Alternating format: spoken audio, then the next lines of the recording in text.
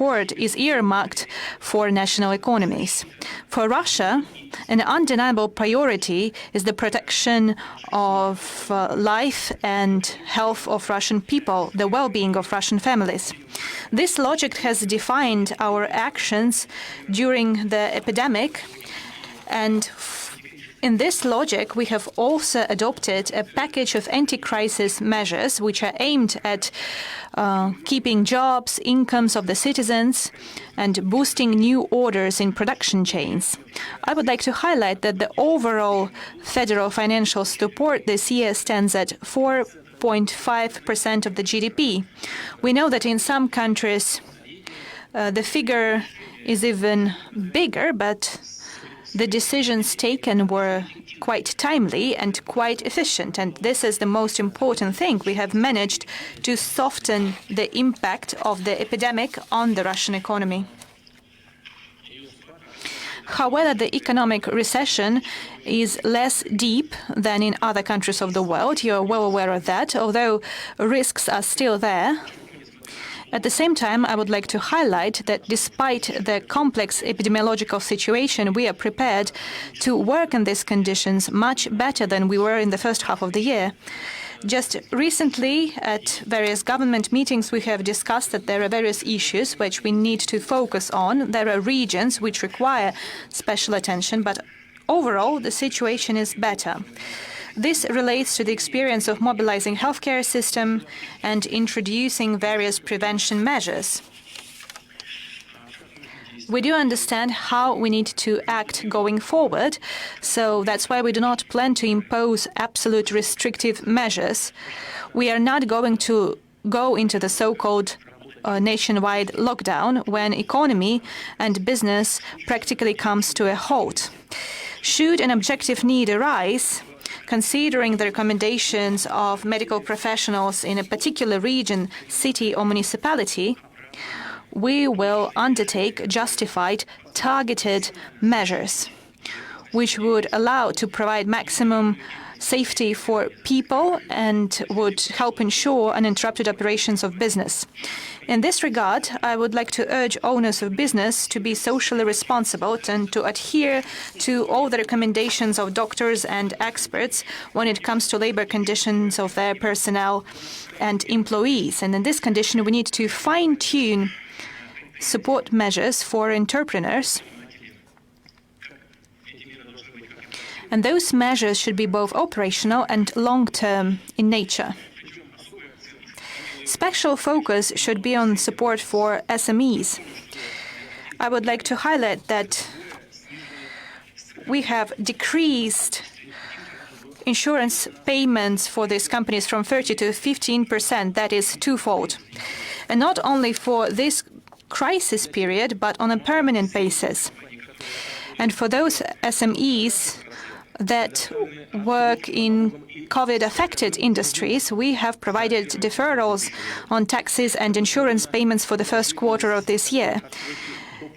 And the deferral might last up to 6 months. But I would like to draw your attention to the fact that not all companies that have been affected by COVID have managed to recover, and they still have problems.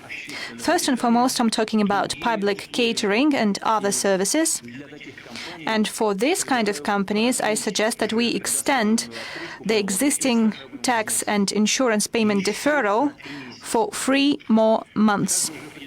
We have also made the decision to extend for the entire 2021 the moratorium on inspections for small businesses.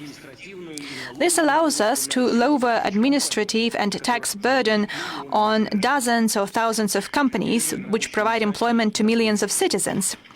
And we are supporting jobs and incomes of people this way.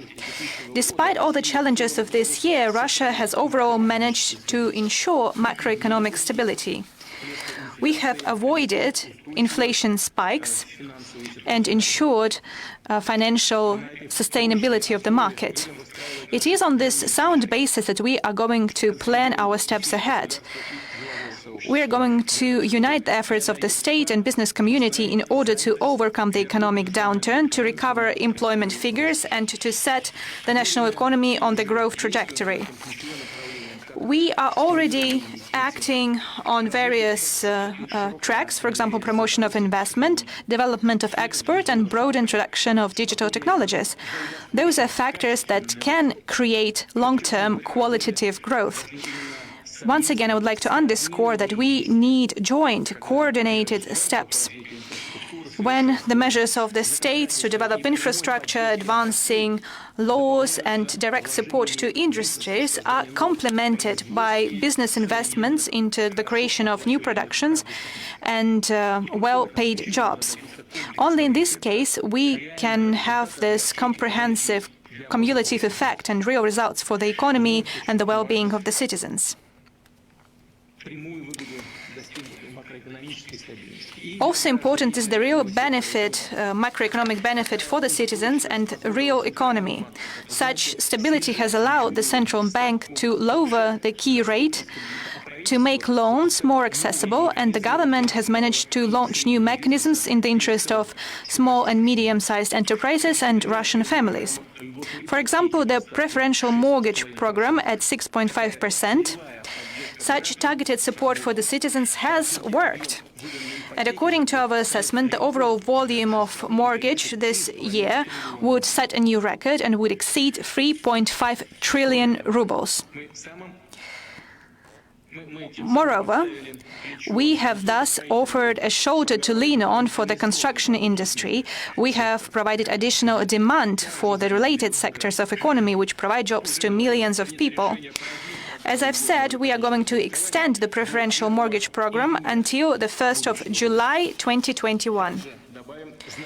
We will also provide additional funds from the federal budget for development of rural mortgages. We will increase the overall volume practically threefold. At the same time, I would like to remind you of the task ahead.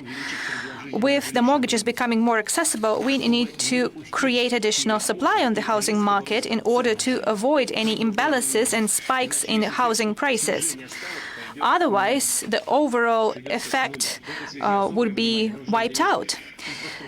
So we need to focus on infrastructure support for construction and, in general, the development of regional infrastructure, roads, communal infrastructure, public transportation, and social objects, so that the companies and regions would be able to raise additional resources for these purposes. We will develop instruments of long-term debt financing. We will eliminate regulatory restrictions, create new interesting opportunities for reliable investments of free capital and savings. Even more so that we see more activity from domestic investors, including retail investors. This is a sign of trust to the prospects of Russian economy, and that's due to the lower rates, of course, but it's also a sign of trust to the economy in general. This is a meaningful source of investment which we need to tap into for sustainable development in order to implement infrastructural and other projects of Russian companies. I would like to highlight that Russian assets, despite the current challenging period, are on demand on the market. Since the start of the year, Russian security issuers have raised at public debt markets $37 billion, and public stock offerings have yielded more than $6 billion. This is a record sum over the last years. I would like to focus on a new model of raising private investment, which we have recently tested just 3 weeks ago when Sovcomflot had its IPO at the Moscow exchange. As a result, over 42 billion rubles have been raised, and this money will not go into the budget, but it will help with new investment, for example, for the construction of new shipbuilding plants. I would like to highlight we are talking about additional resources which are going to be targeted towards the development of companies and towards the implementation of industrial projects. As a result, we get this cumulative effect for many industries and high-tech sectors. In order to strengthen and advance securities markets, we need close cooperation between the government and business. I would like to underscore the issuance of the so-called console bonds by our infrastructure company Russian Railways. With the help of the government and the central bank, these securities have provided financing for the investment program of the Russian Railways. What is especially important is to form an order portfolio for Russian producers of equipment, carriages, locomotives. With the support of the government, we also see that the instrument of green bonds is developing, and their goal is to finance the transfer of Russian companies to the best accessible technologies. Up to 90% of coupon payments on such bonds would be insured by the state.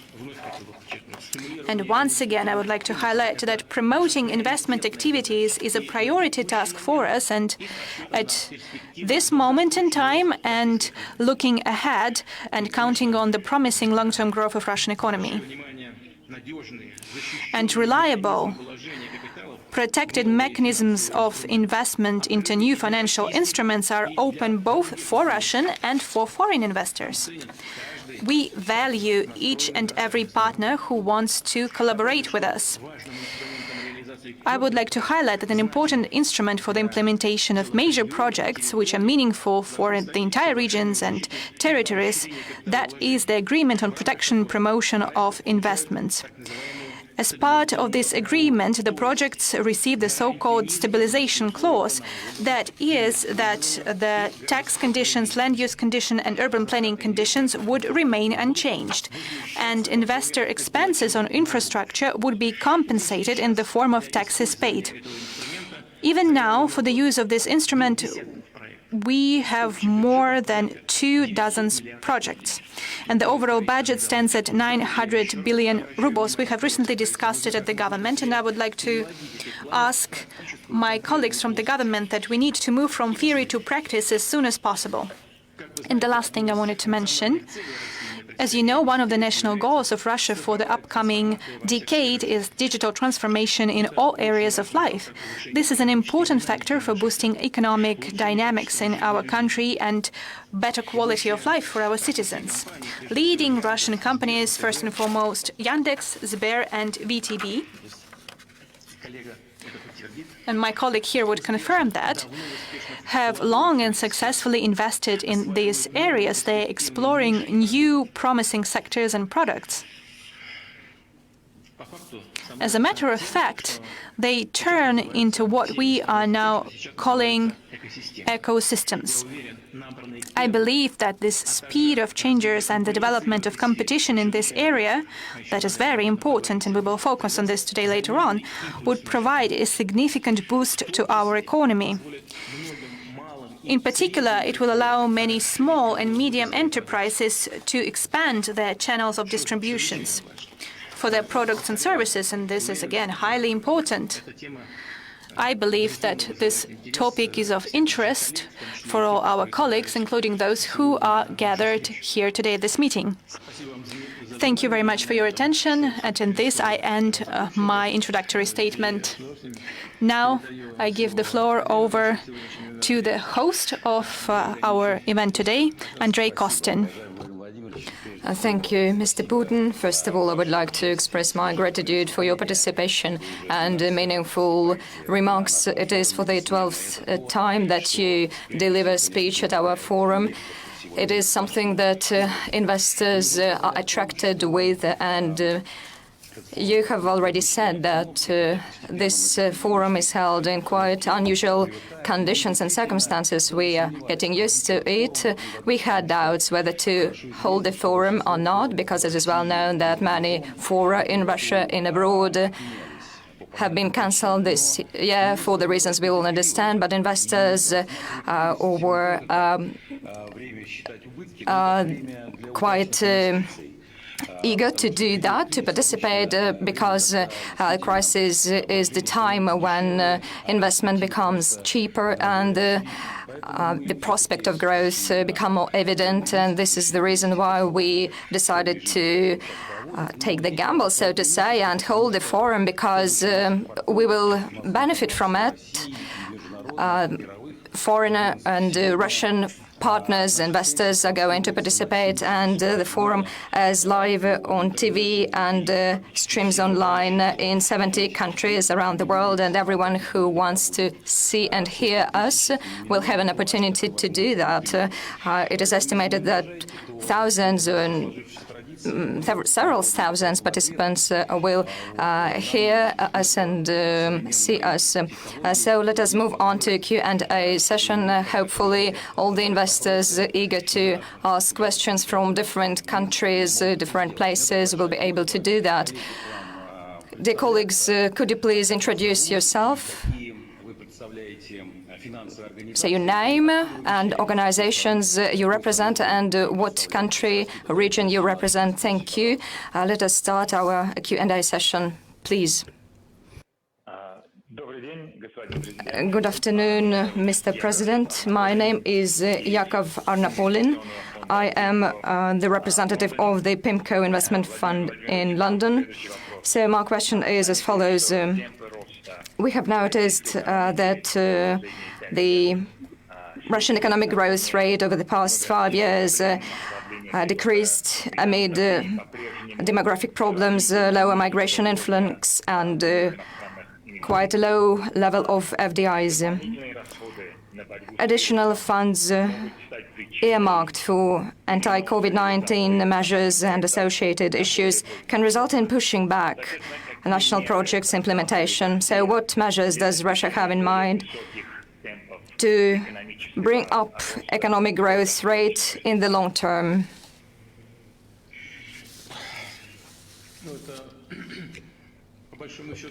Well, by and large, this is the most important question. We have actually started from it. I doubt that I'm going to give you a detailed answer. It will take much time, but I would like to note that we can see the economic downturn not only in Russia, but in the global economy in general. And as far as Russian economy is concerned,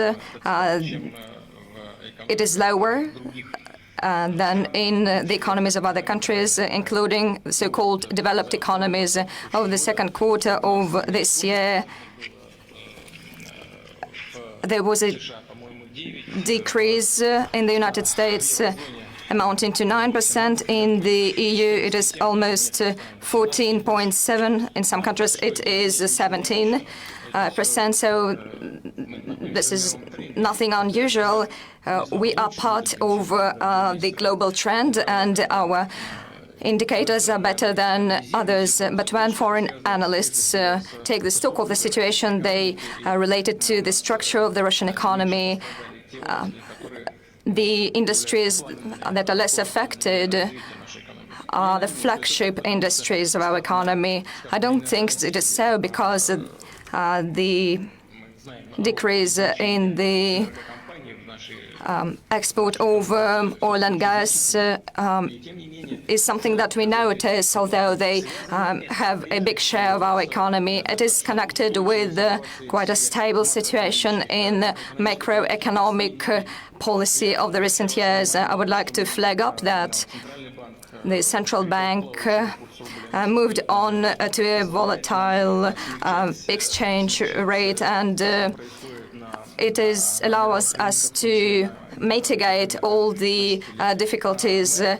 So this floating rate allows us to do that. So by and large, we have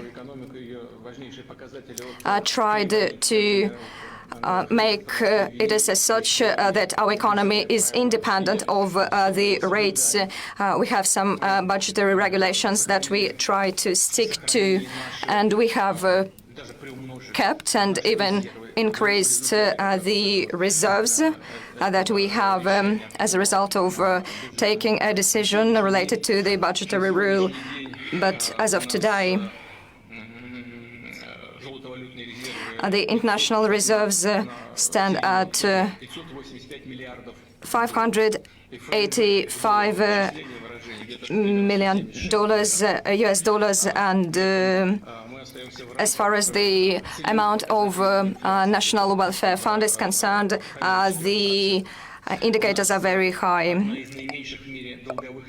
The debt burden is one of the lowest around the globe, and when it comes to state loan is concerned, it's 3%, and the overall debt is about 17%. And it allows us to be quite confident and develop the Russian economy in general.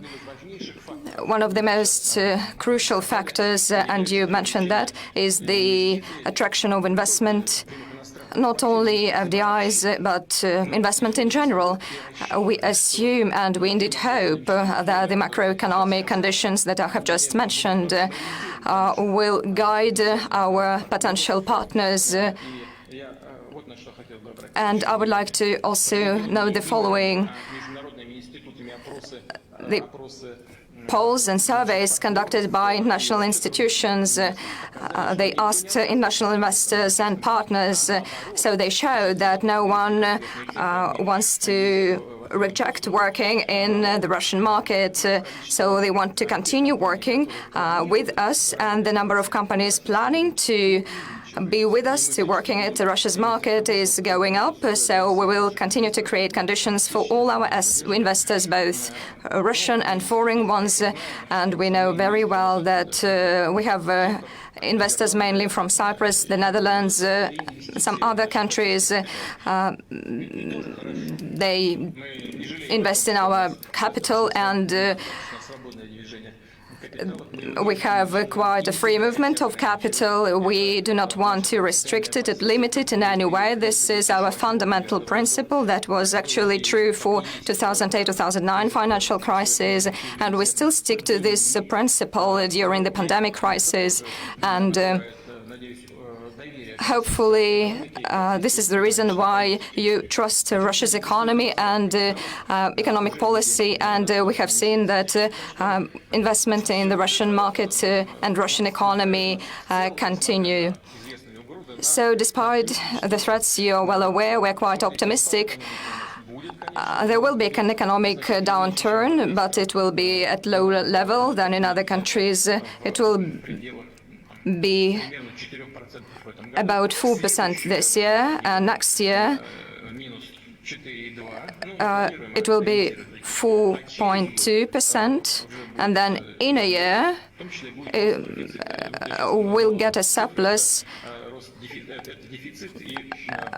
So we'll get a surplus after that.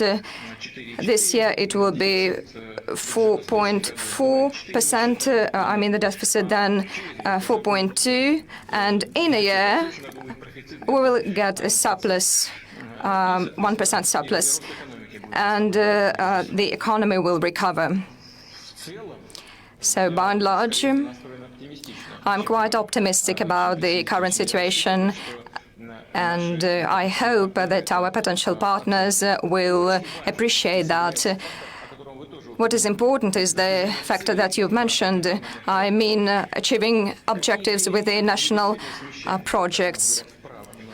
Sometimes we push the implementation back, but we do not cancel anything. Even more so, the projects that you have mentioned, I mean infrastructure projects, including the building railroads and highways. So we have many more opportunities. We have funneled over 80 billion rubles for these purposes, and as far as investment projects are concerned, we are going to implement them as well, and deadlines have been changed. We will start implementing them even earlier, ahead of the schedule. Hopefully, I have answered your question. So, additional question. We have been discussing if the state can increase funds for investment, and Mr. Kudrin, in his recent remarks during an interview, mentioned that by increasing debt and using more effectively National Welfare Fund, we can do that, and our public debt is very, very low. And this figure is 40% is quite acceptable. It is not dangerous. Are we very conservative when it comes to these use of funds? Maybe we are. Maybe we should use more effectively the National Welfare Fund. Means maybe it's high time we spent the money. So you have asked whether we would be able to spend more. Yes, we would. And the second part of your question was whether we need to do that. Well, actually, we have been doing this, but the support measures that I have said about on numerous occasions, and it is somehow related to the support of specific sectors and Russia's families, people, families with children. So where have we got the money? Actually, that was the money from the National Fund, and the budget deficit, which stands at, I have already said actually that 3.9%. So why is it this modest? Actually, because we take advantage of our funds, including National Welfare Fund. Should we do this more actively, more frequently? Actually, this is for the central bank to decide. I am on the top of the situation, and together with our colleagues, we have been adjusting our actions. We do not need to spend more without no reason. In this case, we would face risks that are hard to calculate. I have just mentioned the construction sector. We have decreased the mortgage rate. It is now 6.5%. It is a record low. And the funds, we have got actually very much funds into the construction sector, and the number of mortgage loans is very high. But there are risks of higher prices, and we should follow on the situation. What are we going to do with the higher prices after the inflation? We should be very, very cautious, and this is actually how we have been acting. Who will be the next? Thank you. Yes, please. Could you please raise your hand and introduce yourself? Good afternoon, Mr. President. Thank you for your comments.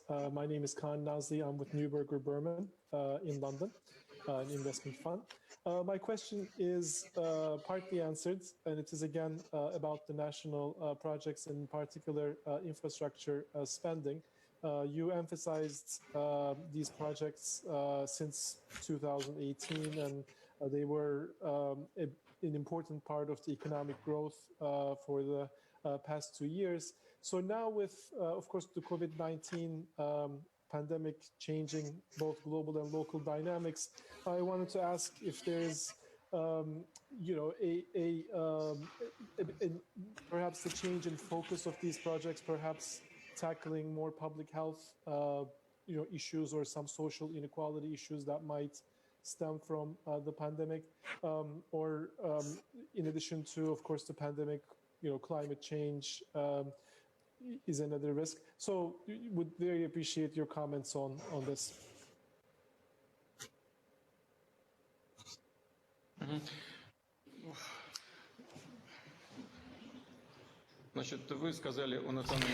You've talked about national projects, infrastructure projects, and in particular about the possible shifting of focus when it comes to the problems related to social inequality and climate change.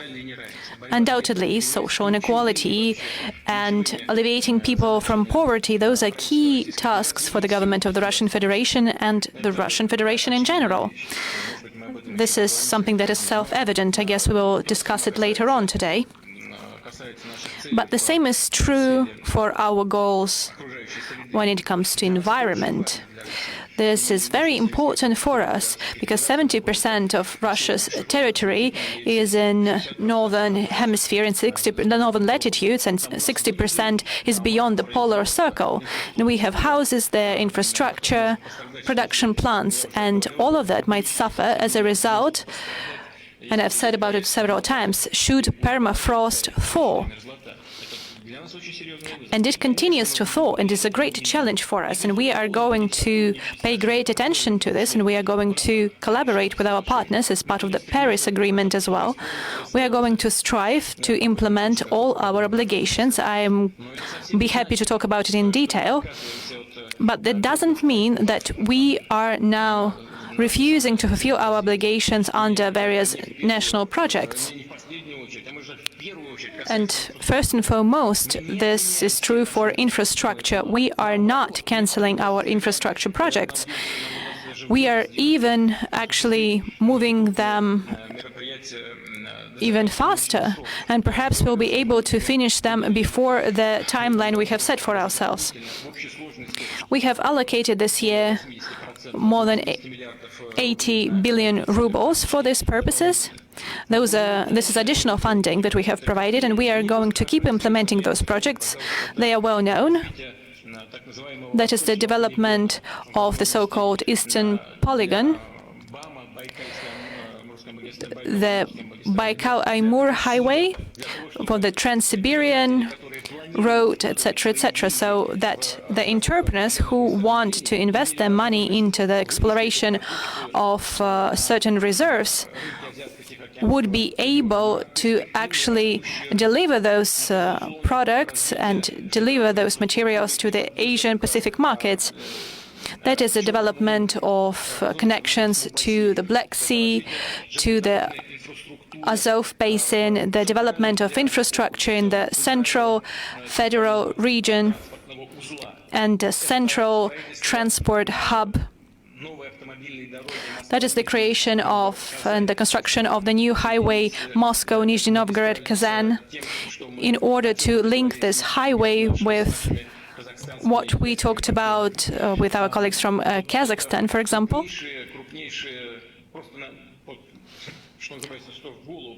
This is the first thing that comes to mind when we talk about major infrastructure projects. But we are not limited to these projects only. For example, we also develop transport infrastructure around our major cities, around Yekaterinburg, for example, Krasnodar, and other cities with more than 1 million inhabitants. This is also part of our infrastructure development plans.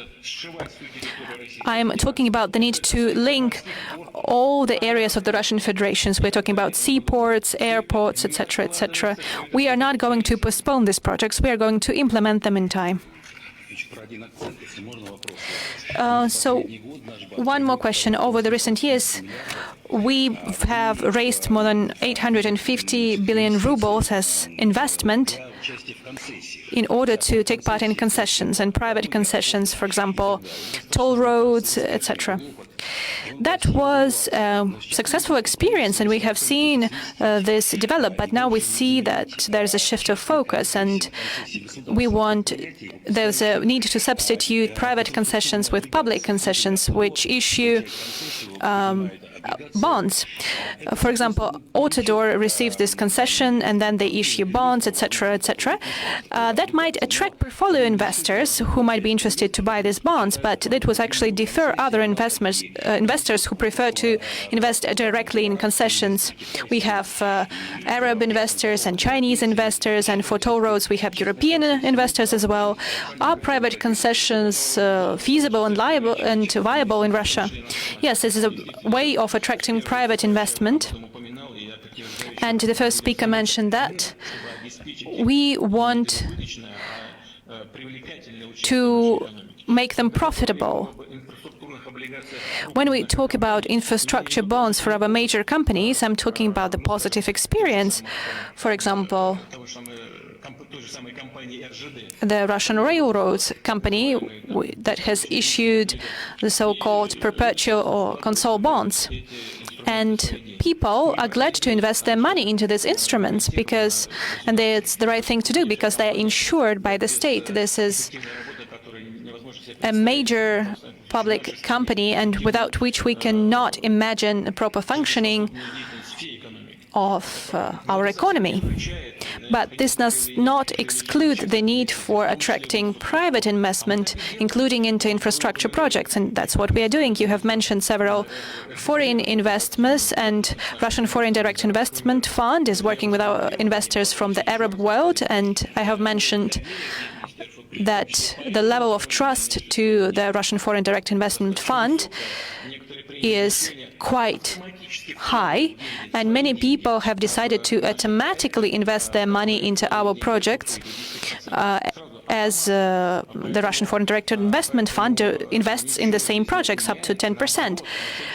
So we are not canceling anything here. We are going to actually strive to keep the interest afloat.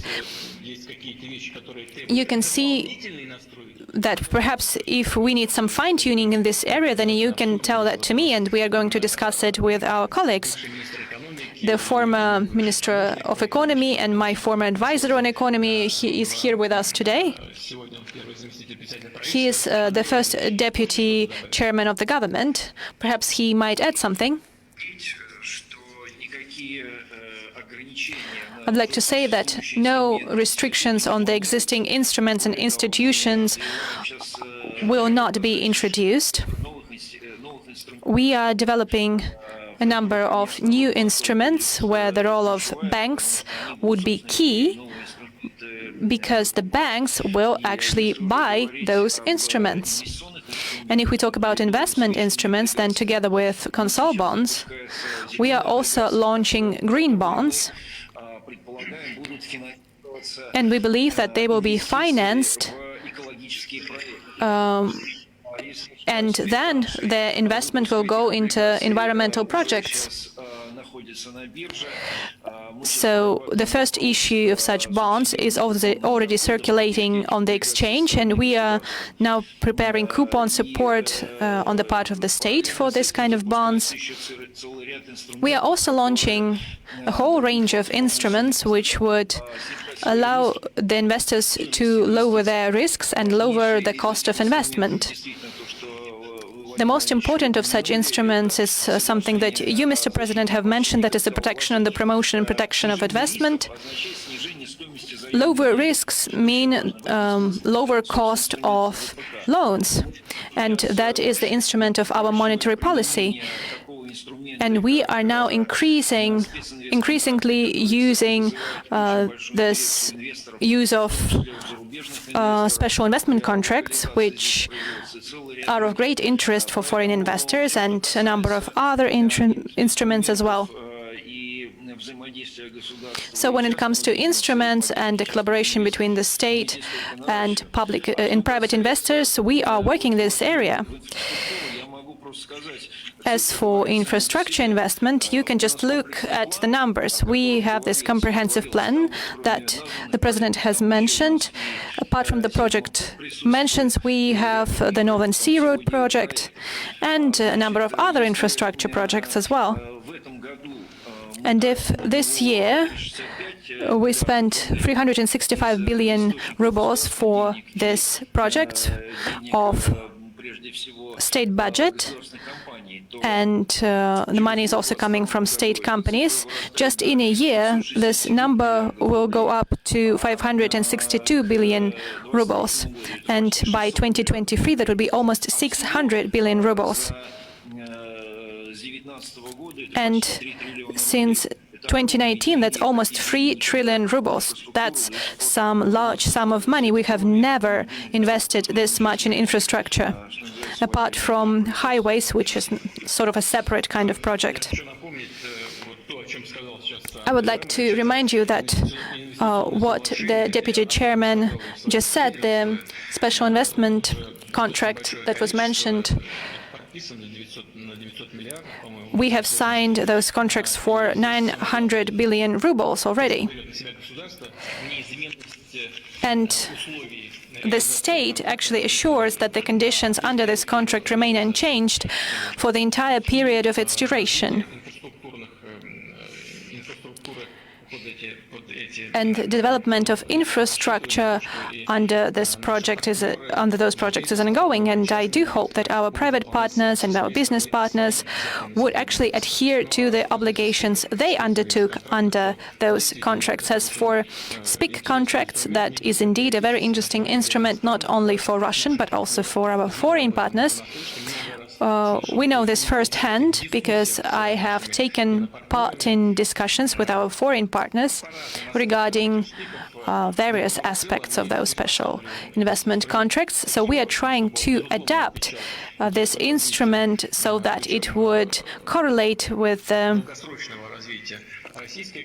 long-term development of Russian economy, the real sector of the Russian economy, and also correlate with the interests of our foreign partners. Colleagues, let's proceed. Who's next? Please go ahead. Hello, can you hear me? This is Felix Hoffman calling in from Dicker Investment in Frankfurt. Hello, I'd like to talk about corona-related questions.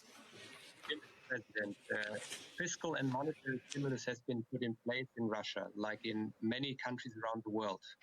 How can you ensure that support will benefit those companies and specifically SMEs that are directly affected by COVID-19, rather than helping large corporates through, for example, lower interest rates, as seems to be the case in Euroland?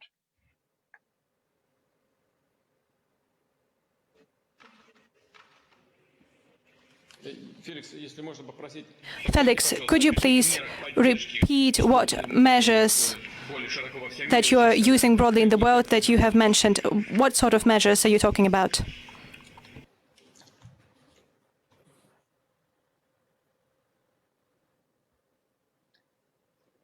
Okay, let me repeat the question, please.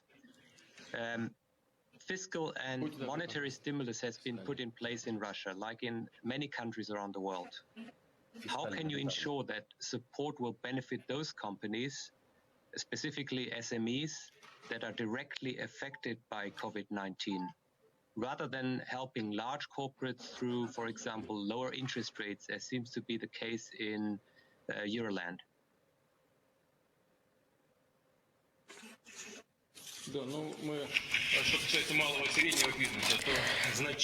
As for the SMEs,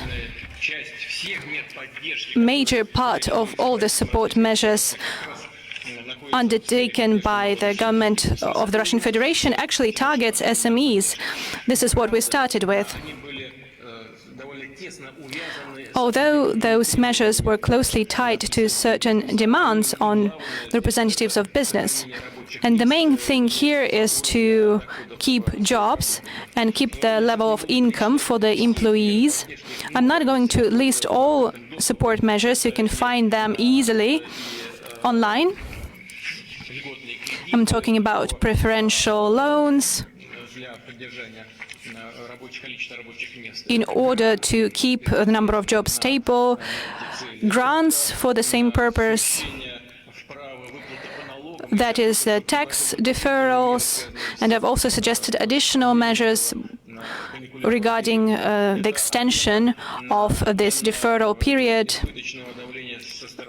That is the avoidance of pressure on the part of administrative bodies and inspections. And I've also suggested that we extend the time that we place the ban on inspections for small and medium-sized enterprises. So we have a whole package of support measures that is aimed first and foremost at small and medium enterprises. And the second step would be the support measures for major companies, first and foremost in manufacturing industries. We are going to keep doing that. We are going to be very attentive as to how those measures perform. And overall, we are being efficient, but at the same time, we're saying that not everyone receives support for a number of reasons. And the government, as instructed by me, they are preparing further steps in this area. We'll see how the situation is going to unfold. We see that, for example, in public catering, in the service sector, first and foremost, actually, in the service sector, businesses are in a very difficult situation up to this day, and we are going to respond to that. And we are also going to respond to the situation in major companies, but small business is the focus of our measures. We have around 20 million people employed in various small enterprises. That's a great number of people. So in just a couple of years, around 25 million people will work in this industry. And in order to have that number, in order to implement this goal, we need to act accordingly, and this is what we are going to do in future.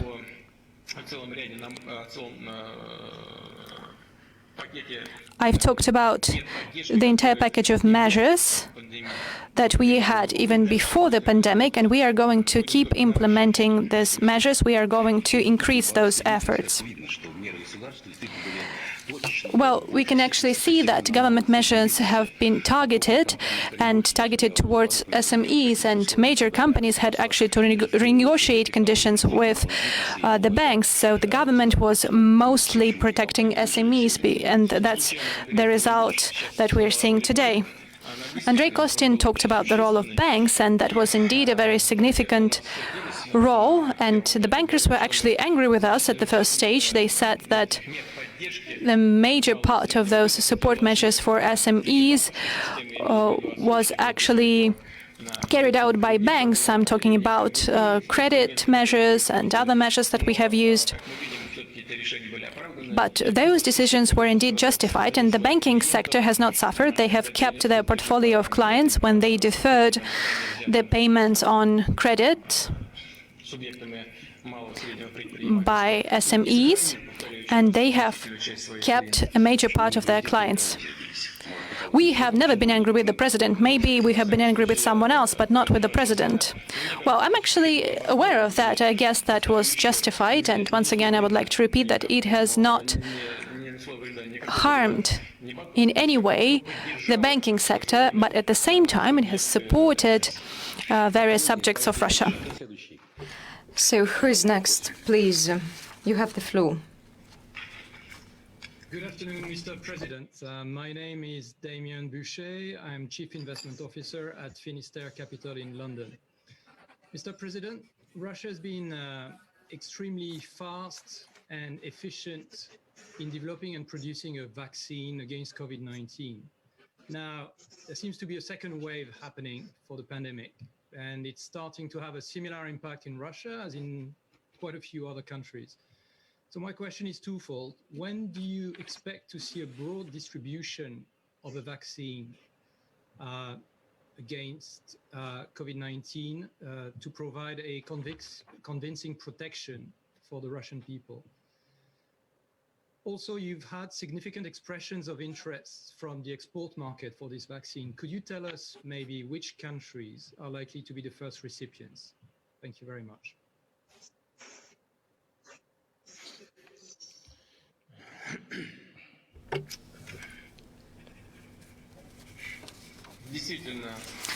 Well, indeed, our experts and scientists have been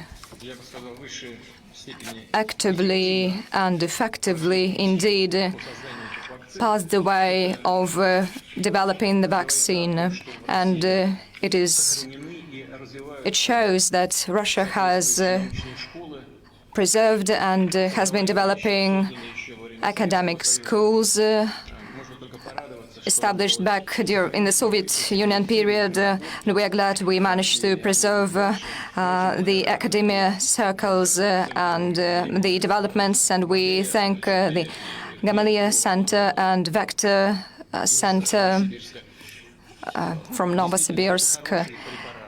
These are good medications And most importantly, they should be safe and effective. And these two requirements have been met in the first and the second cases. And the third vaccine is in the pipelines, and we have only one thing to do. We need to ensure the production output to produce the necessary number of vaccines. So we need special equipment, hardware for producing it on a large scale. So two things are important here. Firstly, we should provide vaccines to the Russians, our fellow compatriots, and protect them from this very dangerous infectious disease. Second, I cannot say that we refuse to work in foreign markets, but we agree to do that. And experts estimate it at $100 billion a year. And actually, we are ready to sell intellectual property rights, and we are ready to produce vaccine or vaccines at production facilities of our foreign partners. They have the necessary equipment, and it is not to the detriment of the vaccination that will take place in Russia, because we will need to create or buy the necessary equipment.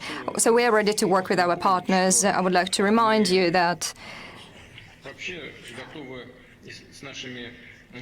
we are willing to cooperate with our colleagues in the academic sphere, in the sphere of science, and we are well aware that many European countries have concluded contracts for getting vaccine from Great Britain. Unfortunately, the colleagues there have faced some challenges.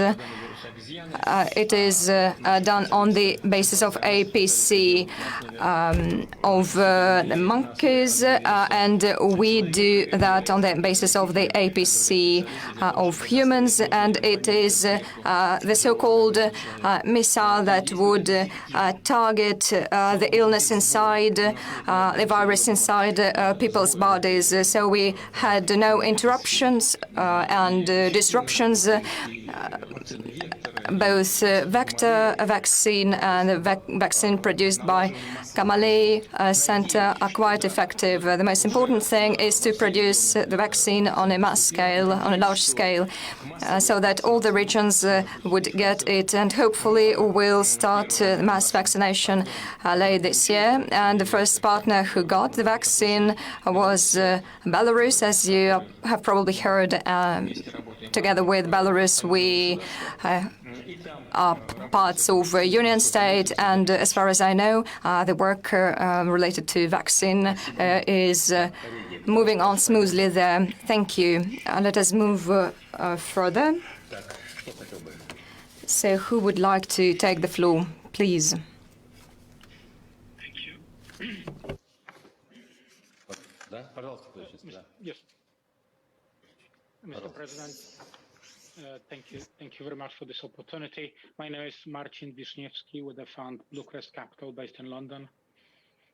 My question is about the monetary policy and institutional setup of monetary policy in Russia. The economic emergency that COVID-19 created in the world has pushed the economic policy making to its limits.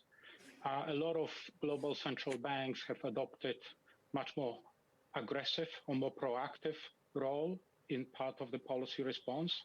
As you know, a number of central banks have reduced their key interest rates to zero or even negative, have engaged into direct purchases of government bonds, or in some cases even corporate bonds directly in the market. The Federal Reserve in the United States has even officially changed or amended its inflation targeting regime into average inflation targeting regime, signaling that they would in the future tolerate higher inflation to support economic recovery. In the meantime, Central Bank of Russia has continued its very conservative traditional policymaking. It has reduced rates somewhat.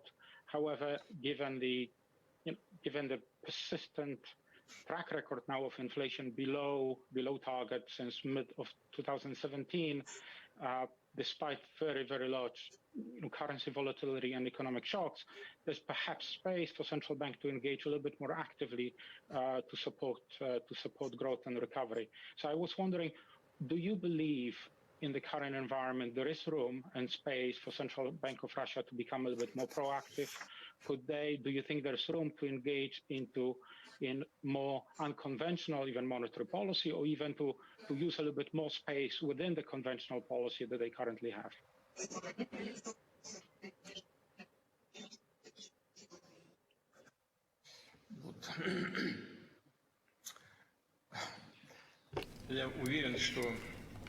So I'm certain that many colleagues in Russia were listening to your question very attentively and applauded you, supported you, because in Russia, as in many other countries, there is always a debate about that. And when it comes to untraditional regulation methods, you know, we have been quite cautious about that, but we understand the need for these untraditional forms, including untraditional marriages. I would like to flag up the word understand. So we understand that.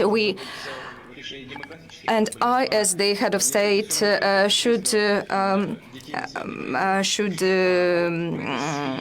deal with demographic problems, and as a result of untraditional marriages, there would be no children born. And when it comes to untraditional instruments of monetary policy, can be good, but if they suit us, our economy today, it is a big question, and we follow up on the developments in some countries, what measures are taken there, how efficient they are. And indeed, many central banks buy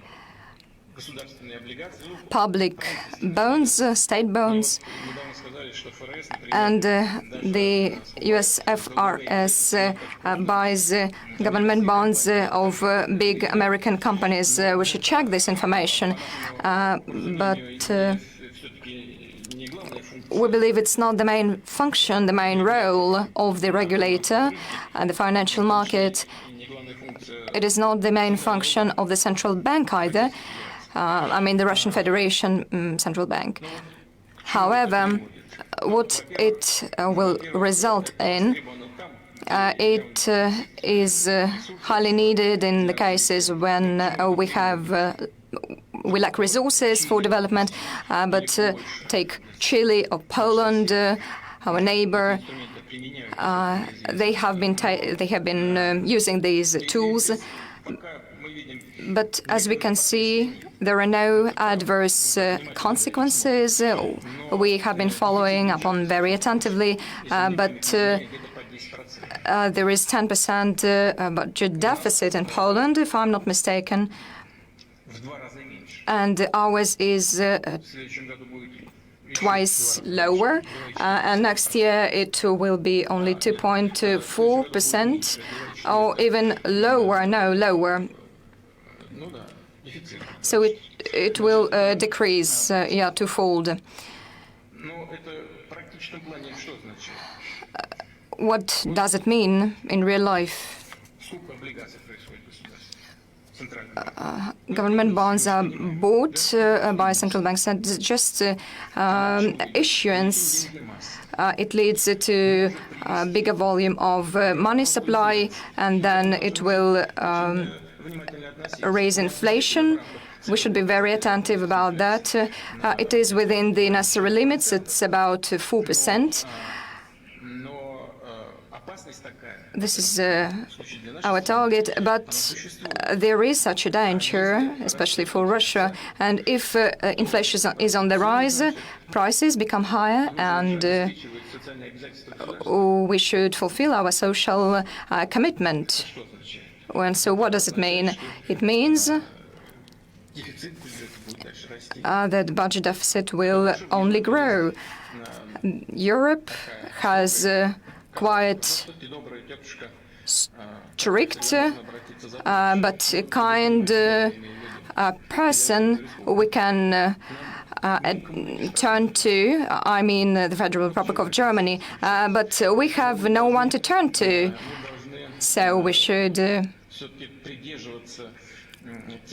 stick to the rules that allowed us to maintain a sustainable macroeconomic situation in the country last year, so that the confidence of our partners, including private investors, today's private investors and potential private investors would be confident over the fundamental basics of the Russian economy. So we will act like that. We will. I cannot rule out anything, but we do not need that right now. Thank you. So we move on to another question. Colleagues, yes, please. Good morning, Mr. President. I'm Joaquim Nogueira from GAM Asset Management. We are a Swiss-based asset management firm. I'm based in London, and my team. Since the beginning of your presidency, you have shown a commitment towards a market economy, an open economy. And my question, an example would be the privatization program. We have participated in the Softcom float privatization, and my question goes about that precisely. Which sectors would you open further to private investment, and which sectors you feel more protective about? So which sectors you feel should remain and which industries should remain in the hands of the state?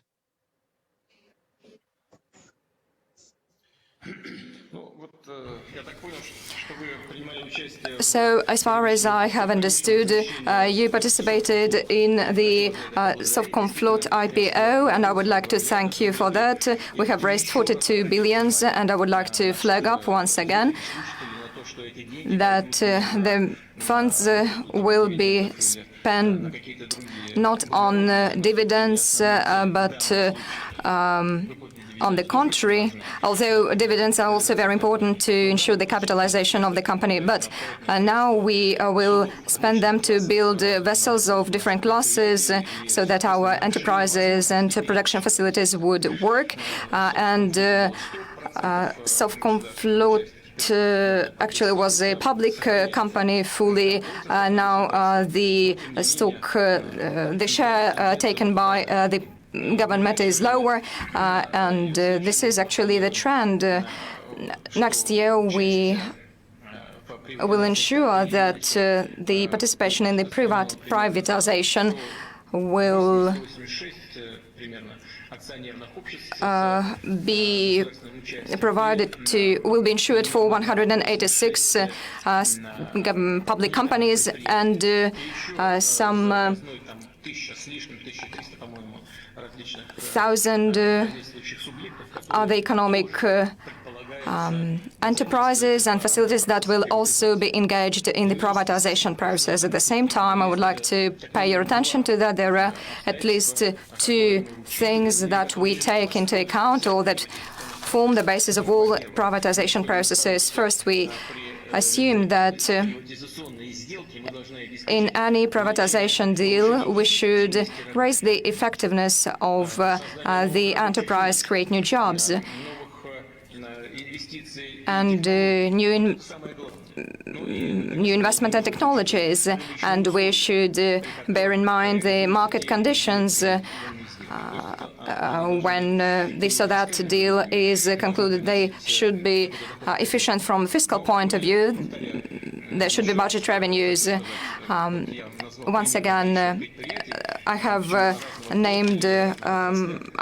said how many enterprises participated in the privatization. There are no limitations. I mean, under the legislation of the Russian Federation, and if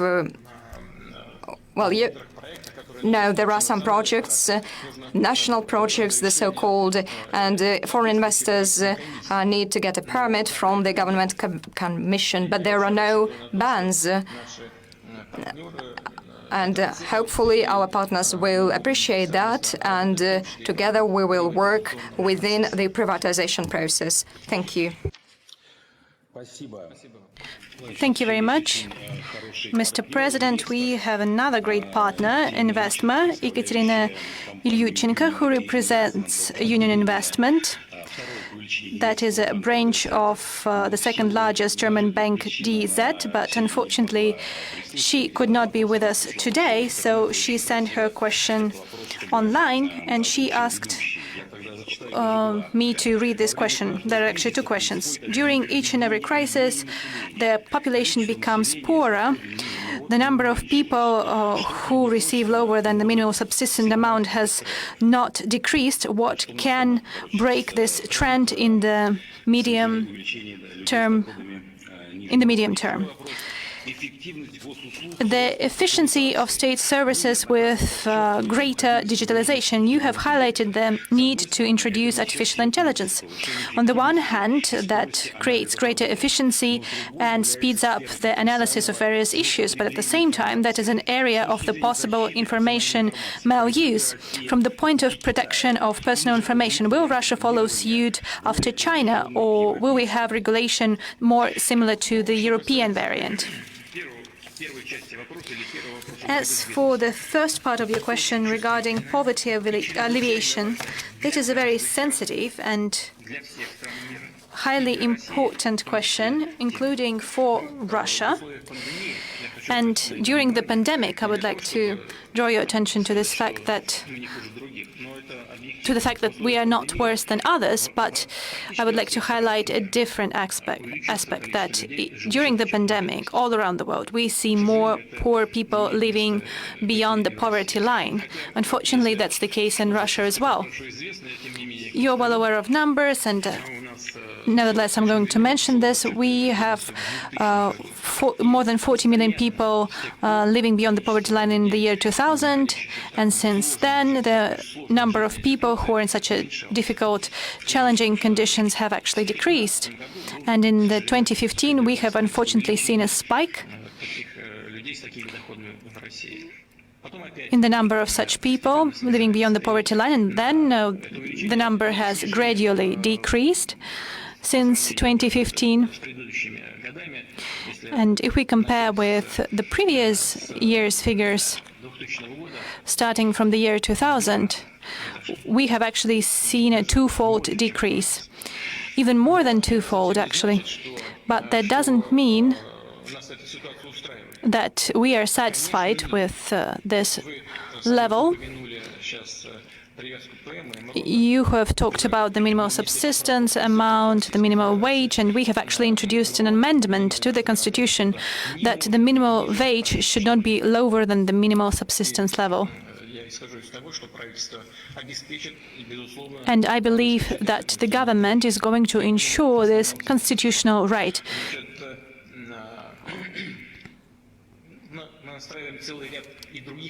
We also have a number of other instruments to support those people who are in need of such support. We are actually shouldering those people who are in need and who are poor. The next step is to make our support measures and various instruments that we employ more targeted, so that we could help people in difficult life conditions. We are talking about the pandemic period. I have already said that, and I'm going to mention that again, that a major part of the instruments that were introduced are actually targeting families with children. We have a whole set of instruments to help families with children. Unfortunately, this format would not allow me to dwell on details, but the data is open and accessible. We are talking about the support families with children aged from 0 to 3, then from ages from 3 to 7 years old. Then we have allocated greater support for children up to 16 years of age. We have actually made payments twice, payments of 10,000 rubles. I'm not even talking about the maternity payments, maternity capital. So we are now adjusting the payments according to the inflation rate. Those are all kinds of support for the people who need support from the government. As for the citizens who have lost their jobs, here we have also undertaken the necessary steps. For example, we have increased the unemployment payments, unemployment benefits. We have also have the so-called social contracts in place when we are helping people to receive advanced training, to change their profession and thus find a new job. And social contracts allow them to take part in building infrastructure for their villages and cities, etc., etc. They might be performing some unqualified labor, but at the same time they are receiving subsistence amounts. And we are also developing the sector of entrepreneurship in these areas, and we are going to keep supporting people. But the more general way to help those people and to support those people is to change the structure of Russian economy and to create well-paying jobs. So we are gradually moving to another topic that you mentioned, digitalization. Investment, first and foremost, private investment and changing of infrastructure based on various new digital platforms and digitalization of economy. That is all very important. We are not planning to follow any kind of schemes that are already in place. So you said, like, whether we want to actually do the same thing that China does or do the same thing that Europe does. We are going to have our own scheme, Russian scheme.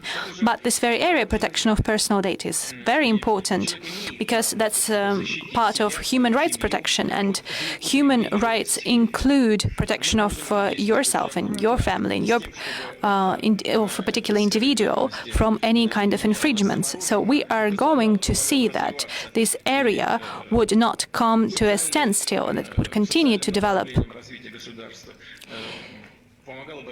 It would help our economy to develop, our social sector to develop.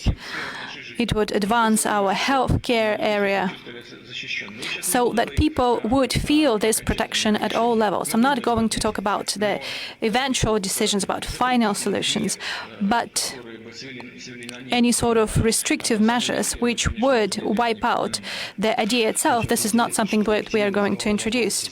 Actually, Ekaterina asked about personal data protection related to the various public services, because we are receiving a lot of information from public companies. And recently there was a survey in the US, and 14% of Facebook users actually believe that this is the company that would ensure the protection of their private data. And recently I was in a sports center and I was running there, and they had to choose the proper program, and they said your surname, your date of birth and your email.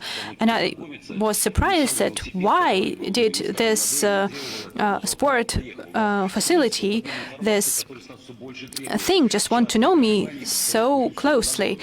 So can the state actually interfere in this process and to regulate the amount of information that private industries require from citizens when they're providing services? This is exactly what I've mentioned.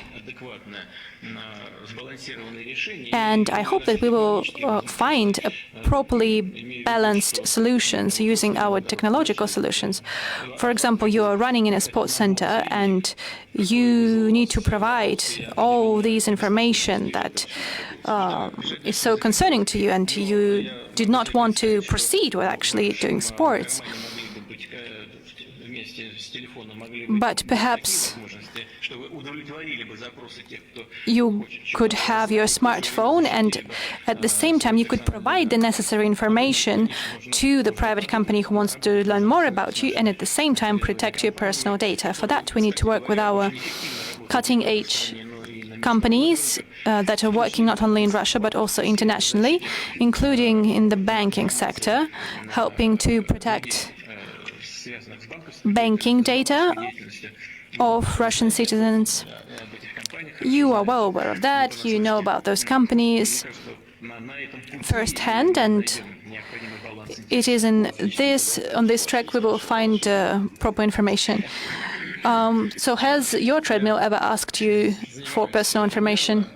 Well, actually, I do sports regularly, and I am the one actually asking questions, not answering questions.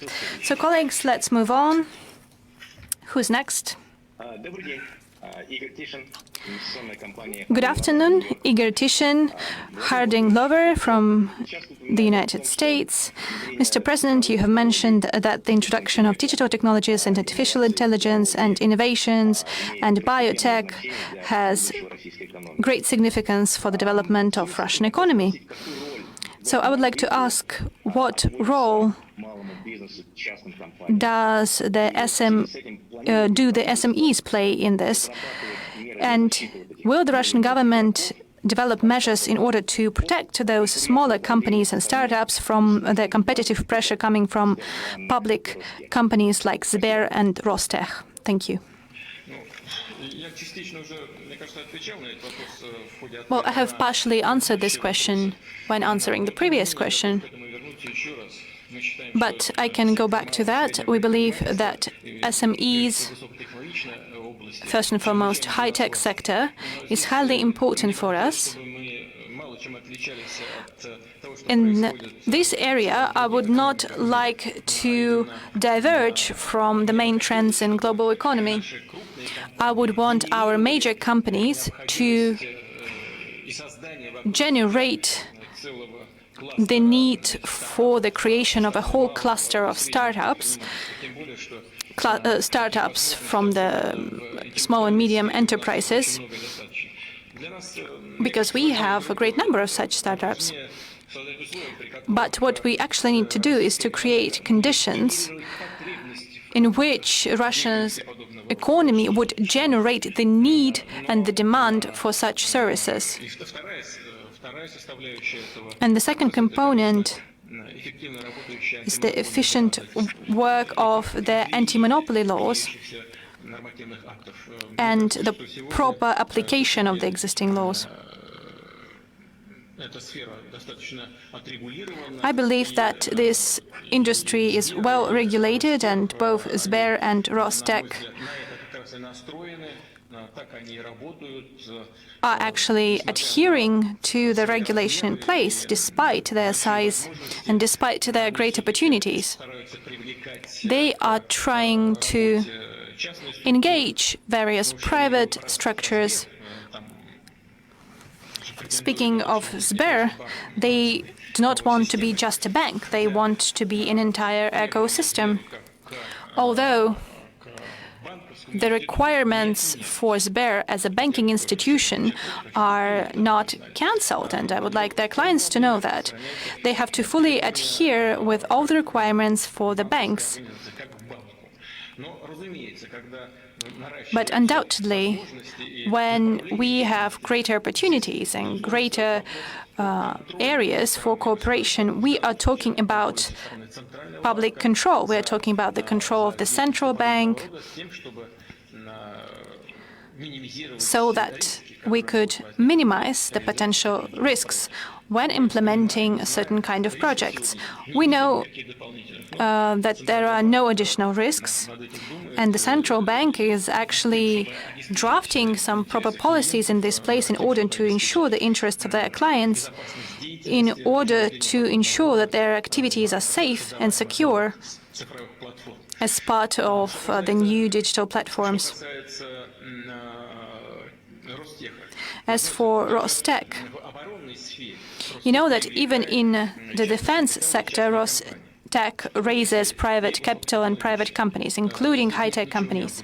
Here, there's nothing unusual. What is unusual for us that in some cases, Rostec even sells the majority of stock and thus yields control to private sector in certain projects when it comes to defense industry. And up to this point, this has all been justified.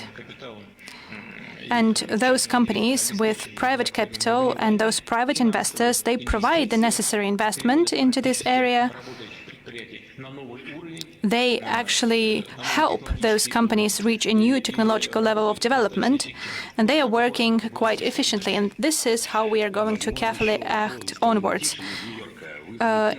Perhaps Mr. Tishin's question was prompted by the fact that in October the US has published a significant report of the relevant committee of the Congress where 4 leading digital platforms, that's Facebook, Amazon, Apple, and Google, were accused of using their unlimited control over digital infrastructure in order to squeeze out their competitors, for example, by unilaterally regulating the market. And the Republicans believe that major digital companies actually take part in political censorship, and they're not providing all information available. So this question is widely discussed in the US, and that's why we had this question. Thank you for your answer. I believe that the answer is as clear as the question. Let's move on. I have to say that those discussions are understandable, and we are following those developments, and we are concerned about certain things, but we believe that this is something unavoidable that has to arise in modern conditions. We do not see any emergency here, but we are closely following those developments and those discussions, and should need arise, we will respond. So let us move on. We have time. Colleagues, please. Good afternoon from Frankfurt in Germany. My name is Christian Kopf. I'm working for Union Investment. Mr. President, it has been 20 years already since you took office, and the modest prosperity that Russia has attained over this period still remains very much concentrated in the capital. Yet 60 kilometers, 100 kilometers outside of Moscow, people live right next to pipelines that transport lucrative gas to the West, and they themselves have no access to gas connections to their homes, to heat their homes. So why has your administration been unable to reduce these regional disparities within Russia? And which measures do you believe need to be taken in the medium term to address this issue?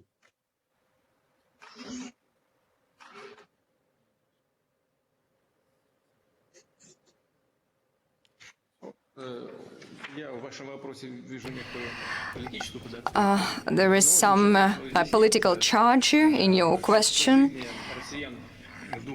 The quality, the standard of life in the beginning, in the noughties and in 2020 is very, very different.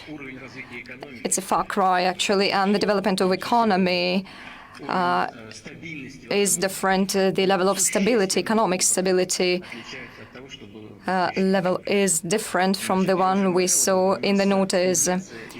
Inflation, there was 2-digit inflation, or even 3-digit a year, I mean. Now it is only 4%, and the figure is quite stable. Our international reserves stood at 12 billion, and the external debt was about 136 billion. The rate of unemployment was very, very high. We have a different country and different economy right now. 585 billion US dollars. This is the figure of our international reserves. And as far as overall debt burden, it is twice lower, and our public debt is at 3%, and the level of income is different. There are many people who live on a breadline. according to the recent estimates, about 20 million, and in the notice the figure was 42 million, and in the near future will decrease this number twofold. The situation has changed drastically, and when it comes to gas supply, I cannot say that I am satisfied with the gas supply in the country, although we have making steps in this direction. On average, the gas supply stands at 60 or 70%, and central federal entities, the gasification stands at 70%. And in some regions we have much to do. Our gas experts ensure the break-even point in Gazprom, but they create financial conditions, and it is very, very important. And I would like our foreign partners and Russian citizens to know about that.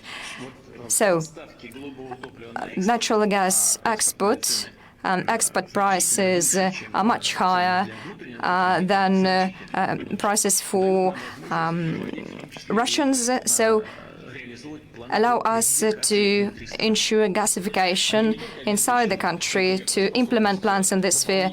It gives us a competitive edge for our economy, and our European partners do not always agree with that, and they try to create obstacles for us.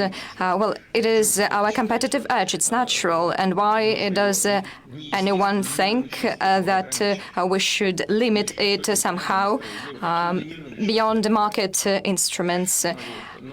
I do not think that it is the right thing to do. So we will continue to implement programs, gasification programs inside the country, no doubt, and additional instructions were given to the government, and I'm looking forward to receiving new proposals. So we should synchronize main pipelines, the building of them, and with the possibilities of regions and entities, municipalities,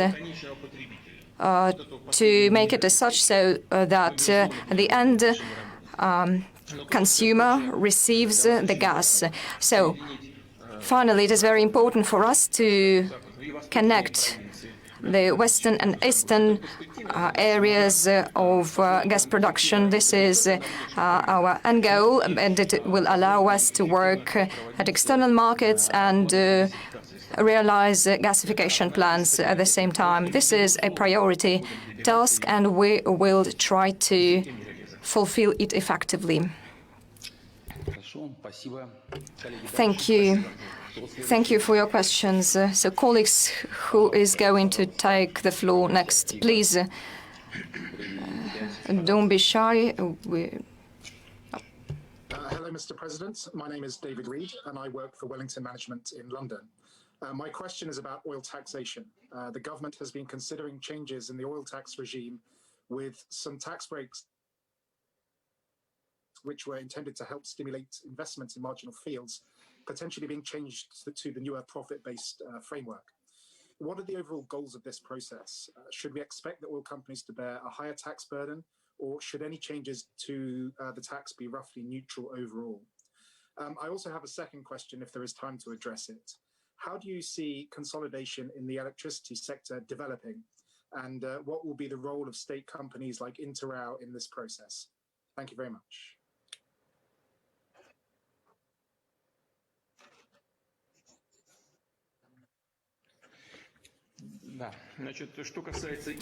So, as far as the taxation in the energy sphere and oil production is concerned, I can say that we made those changes. There will be nothing serious in the future. We have moved on to the use of new instruments, including MET and additional revenues tax. It is done in order to eliminate previous restrictive measures and measures ensuring benefits. that has now become outdated. Our end goal is the following. We should revamp the taxation system, fine-tune it, so that we would not use the oil fields that are not that efficient, but we should make our companies interested in developing new oil fields and deposits and use new advanced technologies. This is actually what this is all about. This is true for all deposits that has been long developed. It is related to extra viscous oil and viscous oil. That was the dialogue with our oil producers. Was an uphill task, actually, but I hope we managed to strike the balance. Yes, indeed. When it comes to additional revenue tax, there have been some changes. This was done to ensure that there would be no extra revenues that are not in line with the legislation. So we try to maintain dialogue with our oil producers when it comes to tax on additional income, so there would be no drastic changes. But when it comes to possible consolidation of electricity assets, and the second part of the question was related to which company? Yeah, INNews. Okay. So what can I say? When it comes to electricity sector, I believe that it can be divided into two parts. The one included with electricity generation and the sale or the distribution of electricity. It is within the market and it should be in line with the market regulations. Second thing is the transfer of electricity and we should bear in mind the geography of the country, and Russia is the biggest country in the world, so we should provide support to electricity producers. There should be certain regulations in place. So, since the first part, I mean generation and distribution, and it is actually what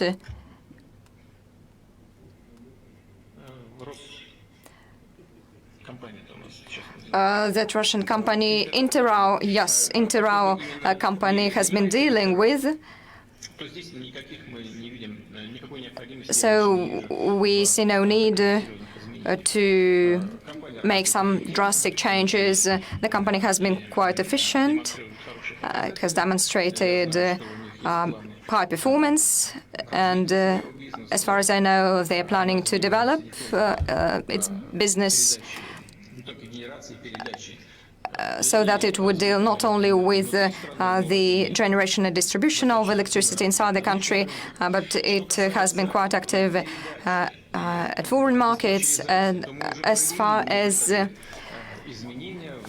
the transfer is concerned, we have consolidated the packages of our two leading companies, and we should make unified rules in this sphere, so they should be applied to the country in general. We should do this using market tools and methods. We should do everything so that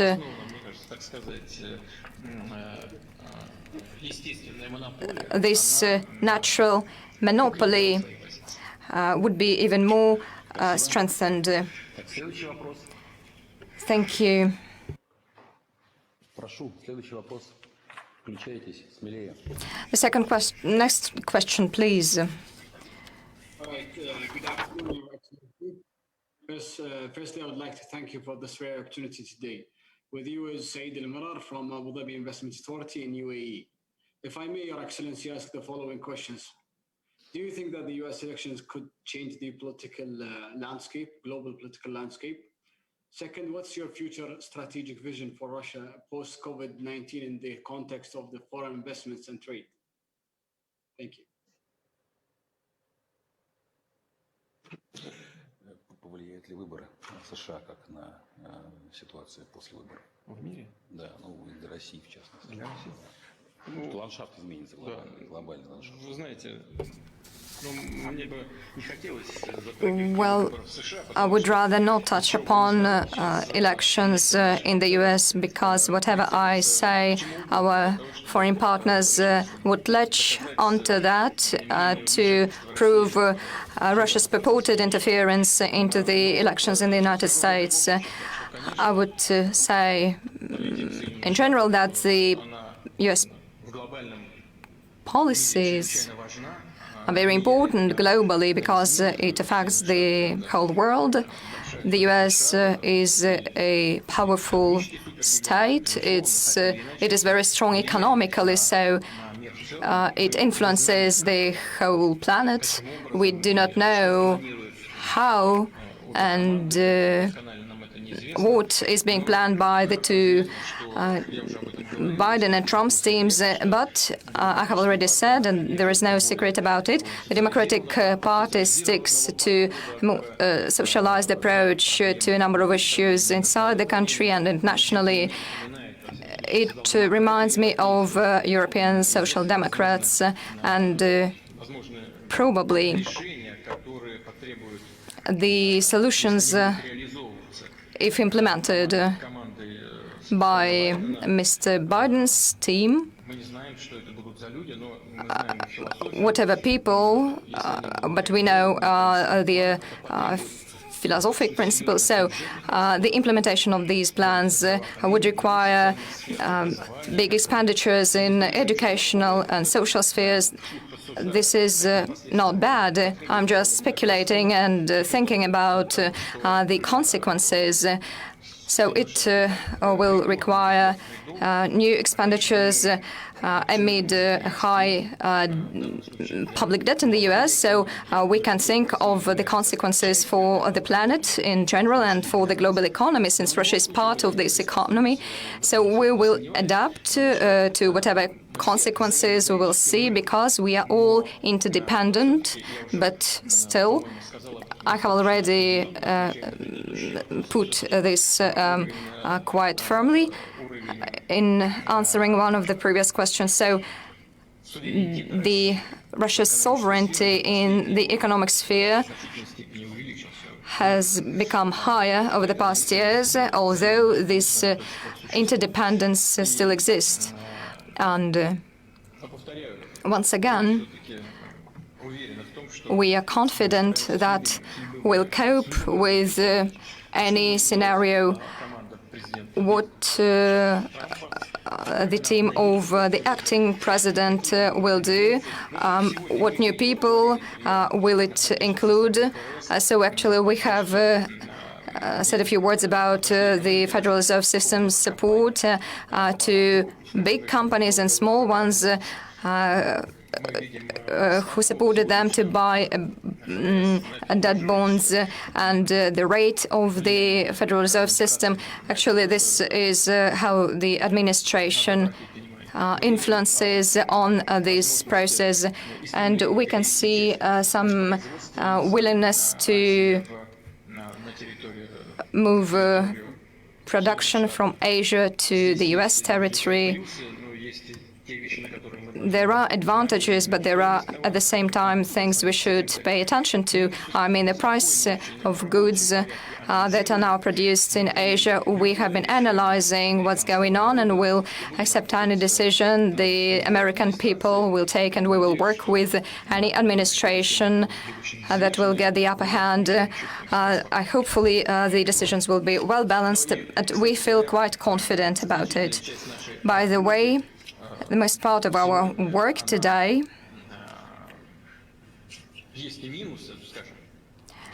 Actually, there are some drawbacks of our work with the United States. 46 times, this is the number of cases when sanctions were imposed on Russia by the United States. It was something that we haven't seen before, but our turnover rose by 30%, however strange it may seem, despite all the restrictions. And we have been quite effectively worked on stabilizing the situation in energy markets. I know that President Trump, because we have actually had a trilateral talk with President Trump and the King of Saudi Arabia. President Trump actually took an active part in this process, and thus he supported not only his oil producers, not only the industry in general. We have also managed to stabilize the prices. We have done it together. So it means that in those situations when we can unite our efforts, we are quite efficient. And there are certain economy sectors that are of common interest for all our countries. As for the United Arab Emirates, we have some good relations with your country and with the Prince as well. We are actively working towards stabilizing oil markets. And also when it comes to investment activities, I would like to thank you for the trust into your Russian partners and for your trust in Russian economy. Your investment activities are quite successful and have been developing successfully. Now we are covering more and more areas for investment, and we are going to do the best we can in order to ensure not only efficiency but also reliability of your investment. Thank you very much. Next question, please. Who's next? Thank you. Thank you, and good afternoon, Mr. President. My name is Giancarlo Perasso, and I'm a lead economist at PGIM Fixed Income in London. Mr. President, the 2035 National Energy Strategy seems to indicate that Russia wants to increase its production and export of oil and gas further in the coming years, especially by exploiting the Arctic regions. This development raises two types of concern, in our view. On the economic front, it would increase Russia's dependence on oil and gas revenues at a time when many importing countries like the European Union and China are setting ambitious targets and policies to reduce their dependence on such fuels. On the environmental side, the production and consumption of these fuels would contribute to the continued increase in permafrost thaw, Arctic wildfires, and other extreme events that are already having a significant impact on Russia's environment and infrastructure. So do you think that the energy strategy should be reviewed so that Russia could become a less oil and gas dependent country and a world leader in tackling climate change? Thank you.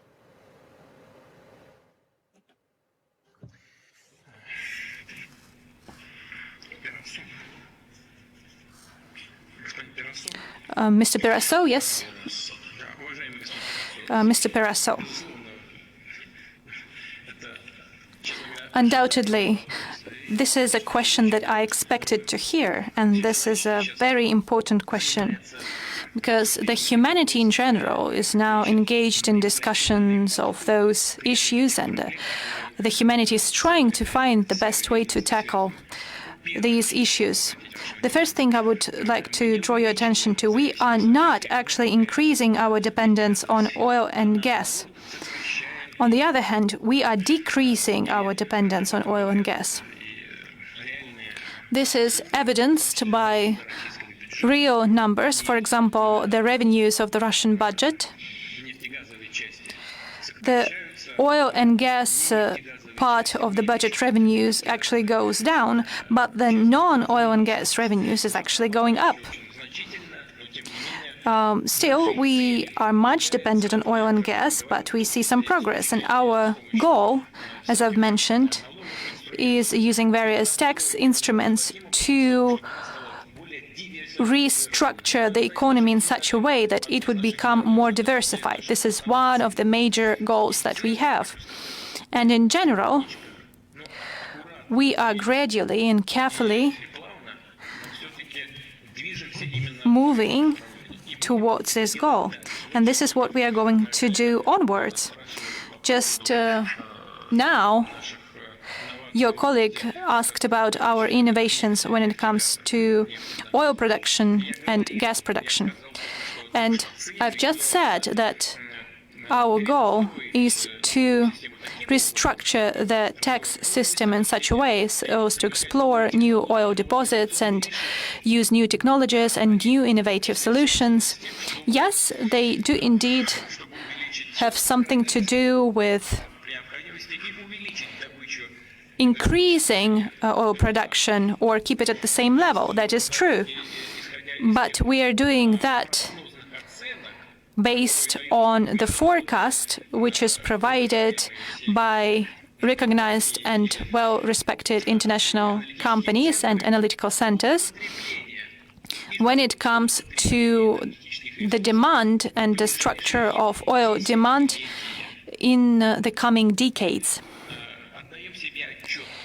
We are well aware of the fact that in the coming decades, we would not be able to fully move away from hydrocarbons unless we would abruptly lower the competitiveness of our companies, which is hard to tackle. It's not possible to do in the coming 10 years, and of course, you understand that. The structure of demand and supply will change, but it will change gradually. We also understand how the Asia-Pacific market is going to evolve and Asian market in general.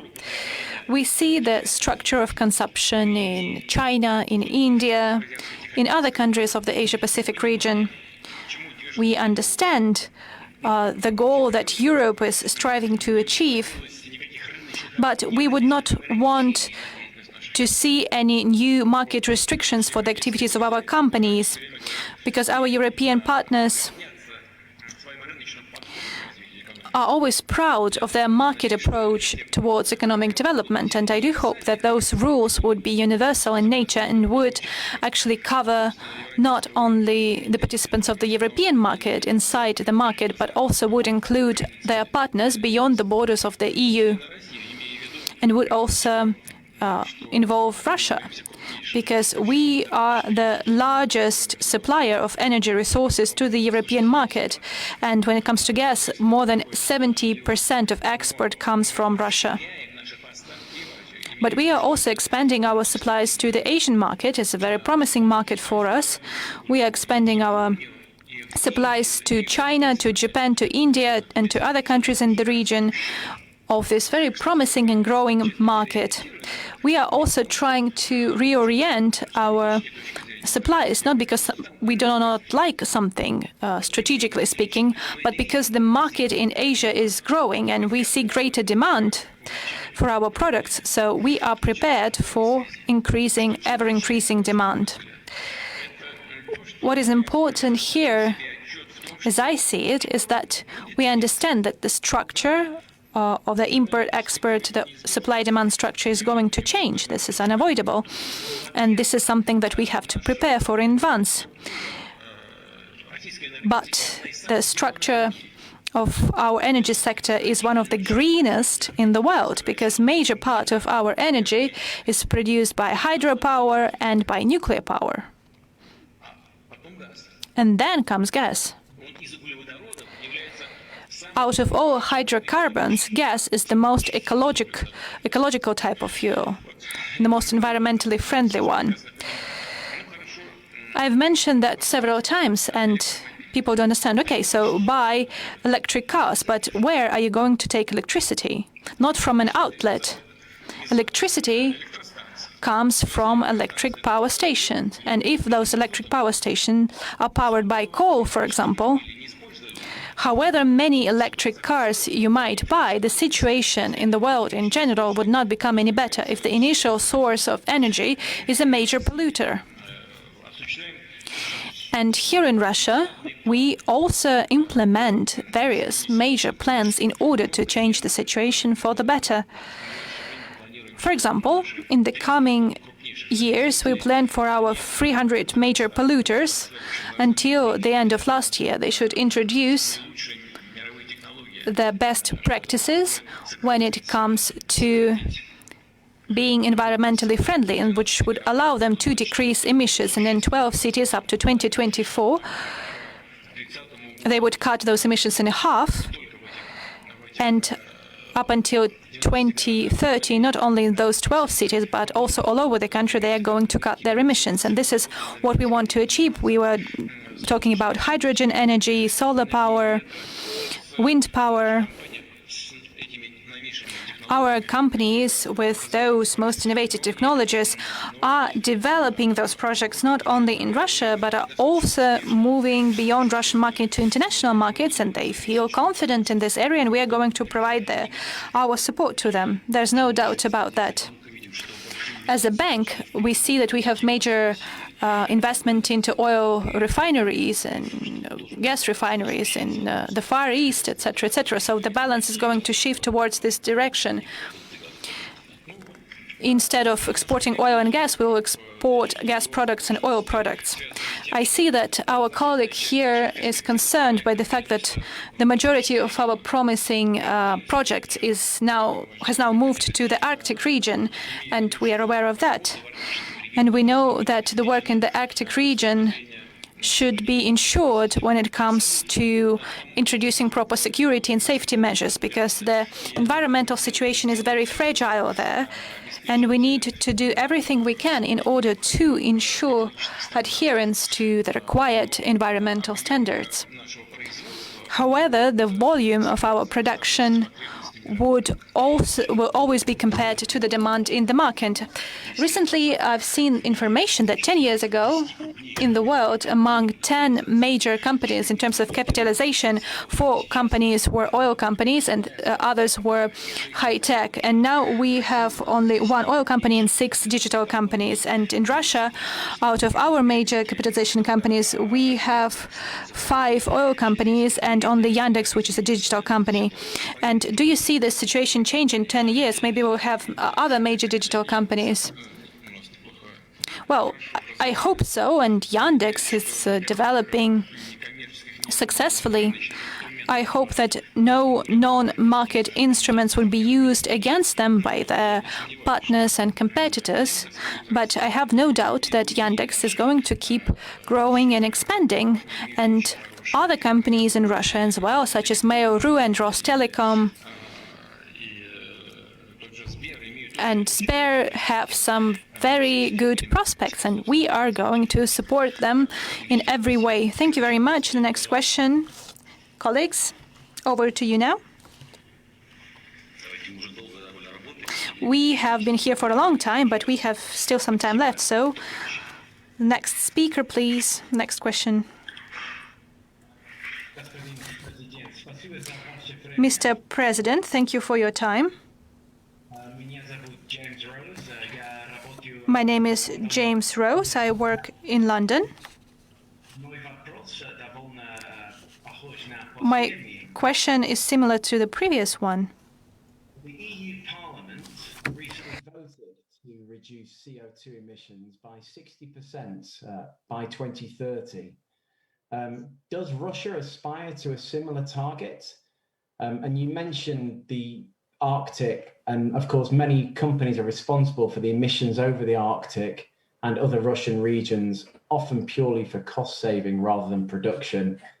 Could Russia apply regulatory pressure on those companies, or would you plan to even set up new companies rather than transform the current ones? Спасибо большое.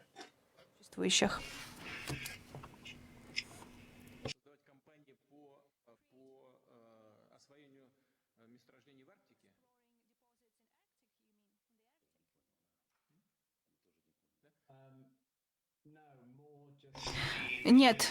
The Arctic from many companies. Just emissions in general.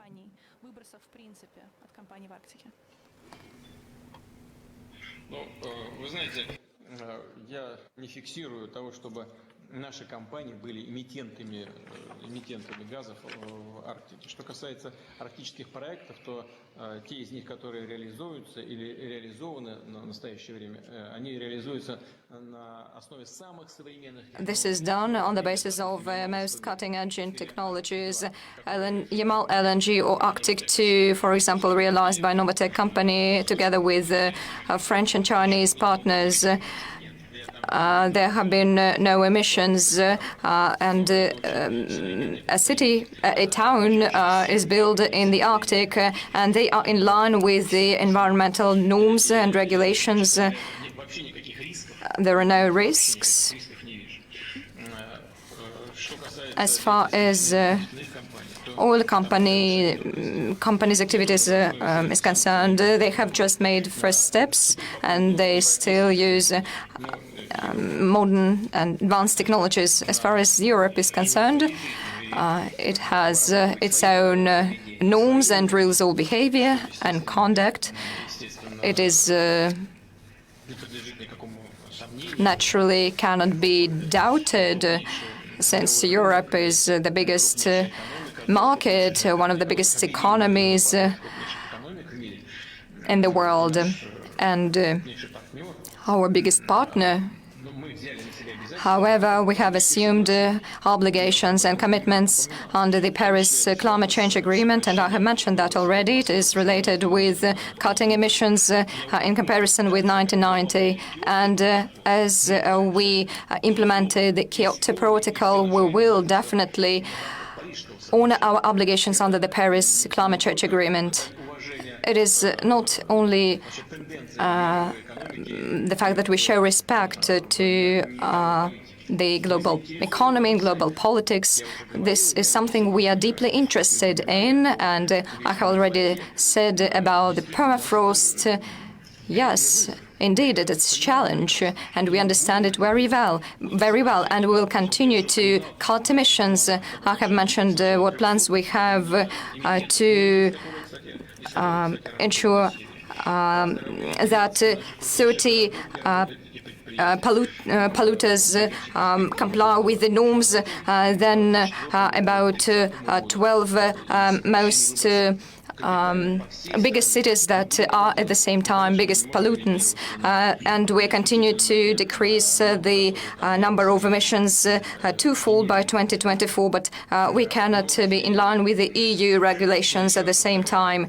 So once again, all the tasks that our partners have set should be analyzed from the point of view of efficiency. There are certain difficulties, as far as I understand. Some countries abandon nuclear energy, abandon using coal. Gas is the greenest hydrocarbon. There is almost no emissions when it comes to gas use. I do not understand why countries championing for the use of renewables and green sources of energy try to abandon gas and try not to use gas at all. I cannot understand why. If there are some companies and people who are champions for environmental protection, they should create conditions for gas projects, because gas is the cleanest hydrocarbon. It is very effective when it comes to its use. So I believe that we will continue to maintain the dialogue despite all the difficulties related to the economy, the pandemic, and the political differences and controversies we have when it comes to real economic interests, which is actually tantamount to the well-being of people, both in Russia and Europe. So hopefully this interest will blaze the trail, just like our icebreakers do that in the Arctic, and will come up with a good solution. In the 20th century, the population came up with the new types of energy, moving from less efficient to more efficient, and found out there is nuclear energy. It has biggest opportunities and capacities. Now we go back, actually. We have wind turbines, volcanoes in the Iceland. When you fly over Europe, it seems that Don Quixote will appear out of nowhere with the windmills. So maybe we will have some other opportunities to harness. There are many types of energy, and the population of the globe should think about new sources of energy apart from renewables. Yes, thank you for the time that you have given me in order to come up with new types of energy. I am actually supporting some European partners. First Deputy Chair of the government has already mentioned green bonds. This is one of support tools for the companies working in the sphere of energy. Sun, what's about it? Well, there is sun everywhere, and you have already mentioned the work in the Arctic, and I mentioned that too. And it was quite strange for us that solar panels can be used to provide heat to our infrastructure facilities in the Arctic. For example, pipe systems. And there is enough sun in the Arctic even to solve this problem, and no one needs to use coal and emit many pollutants. This is also part of my answering to your question. We have been doing that right now. Oil or gas are produced, and heating systems receive heat and energy from solar panels. So we have been working in all those areas. Okay, fine. Let us move further. Who will be next?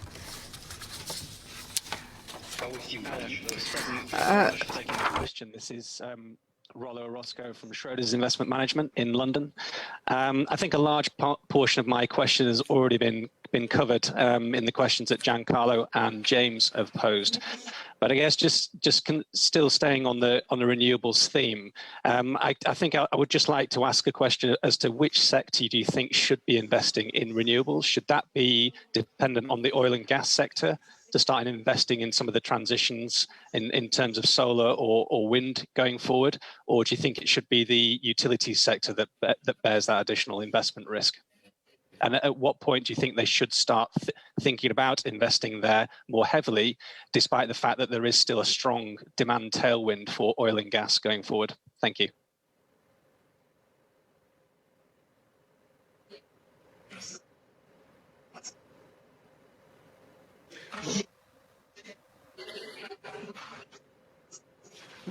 Я уже, вы меня, пожалуйста, извините, мне бы не хотелось повторяться. Sorry, I wouldn't like to repeat myself. I have just mentioned that we are going to work in all those areas, including hydrogen sphere, wind power, solar power.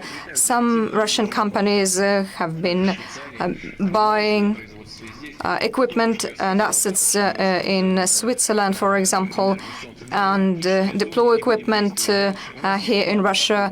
We have been using solar energy, solar power in the Arctic. We are going to cut emissions and use green bonds and so on. So we have a toolbox available. As far as where we should invest, it seems that it depends on the investor himself or herself.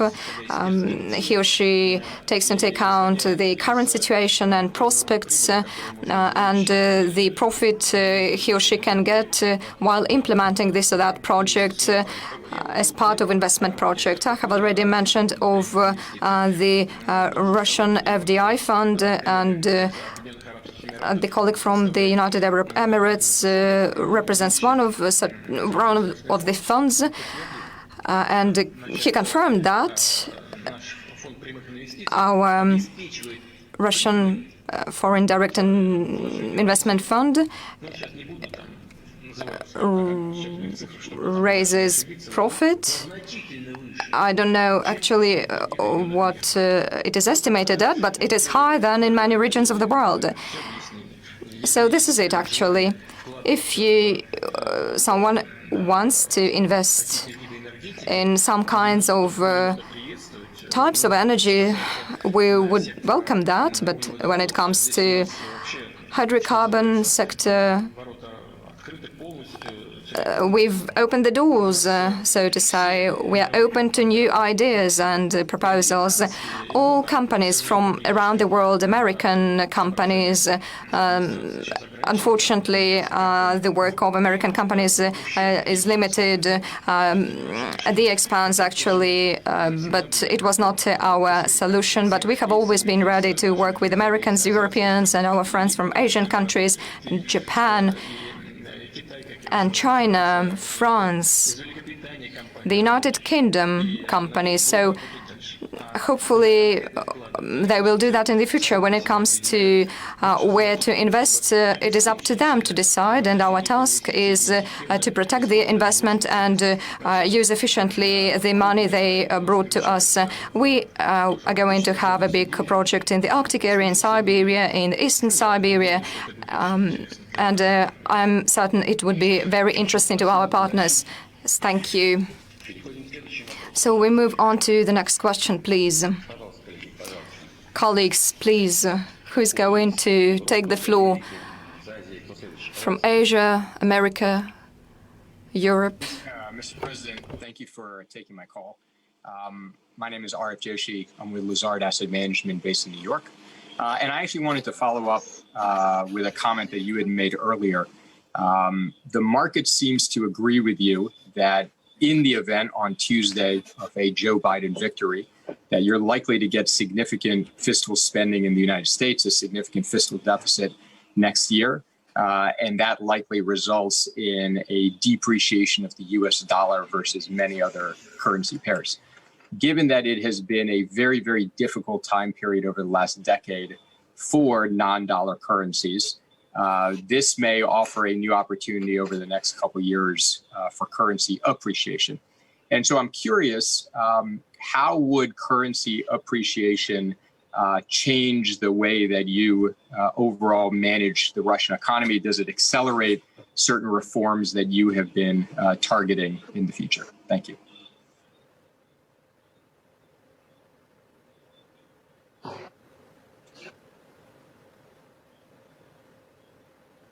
Что касается новых секторов российской экономики, то мне бы очень хотелось, мы к этому стремимся в начале нашей дискуссии. It is actually what we are striving to do. Hopefully it will be a digital sector, digitalization in the broadest sense of this word is what we're striving at. So we will tune our fiscal regulations so that our partners and Russian investors, foreign friends, would work comfortably in sectors related to new technologies. As far as what happens to dollar after a possible victory of Joe Biden, it is too close to call. I have already said that if such socially oriented programs will be implemented in the US when it comes to economy and budget system, well, actually, it is very difficult to say taking into account a very high debt in the United States, what is the Federal Reserve System will be. So we do not know, actually. As far as possible Trump's victory is concerned, we know what has been done over the past 4 years. Probably the line he has taken will be retained, and we will be able to forecast the new developments.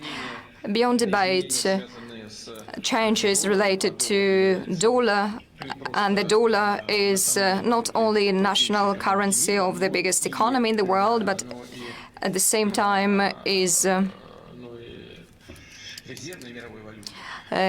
reserves currency would affect all the countries and all economies. It is quite evident. So it will affect us as well, and we take that into account. So this is why we try to strengthen Russia's economic sovereignty. And by and large, with the help of sound macroeconomic policy, we managed to do that. We weaned the economy off the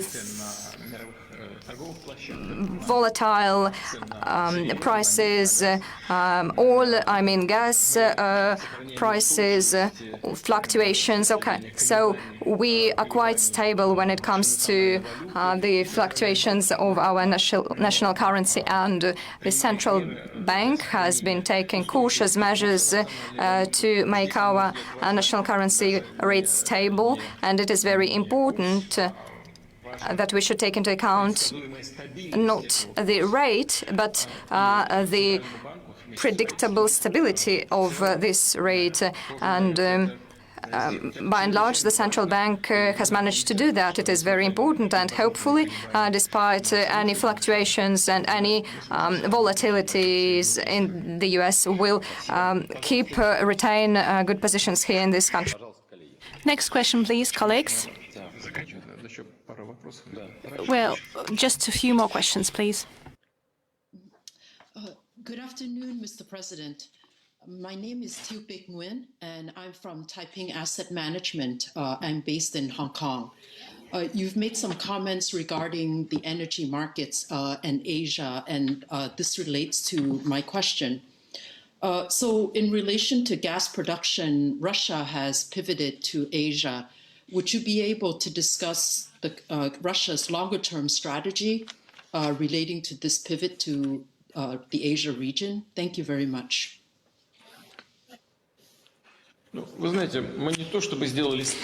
We have not so much as pivoted towards Asian market, but we are taking into account the current situation. So what is the current situation?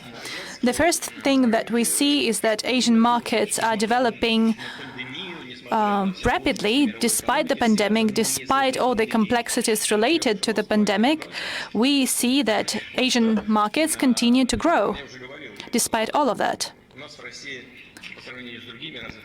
As I've said, here in Russia, unlike to all the other developed countries, we do have an economic turndown, but it's not as deep as in other countries. The downturn of our economy is 3.9%. So we also have some other serious factors in place. So the economic downturn in Russia stands at about 4%. From 3.9 to a little over 4%, because the government has its estimates and the central bank has its own estimates. In other countries, we have deeper recession, but in China, we actually see economic growth. Maybe not such great growth that they would hope for, but that's some substantial growth that we see, and China remains the locomotive when it comes to the development of global economy. And the overall volume of China's economy when it comes to buying parity is greater than in the US. As per capita, perhaps in the US this buying power is higher, but when it comes to the overall volume, it is higher in China.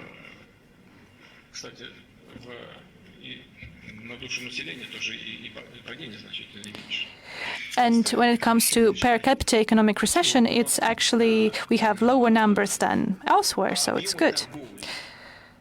As for the volume of trade, if we compare Asia or Europe, Asia is actually number one on our list when it comes to trade turnover. So we are not artificially trying to change this balance. We are just looking at the current situation, assessing the prospects, and we want to be prepared for the future changes. Of course, these changes and our plans are further boosted by our friendly partner relations with our friends in Asia.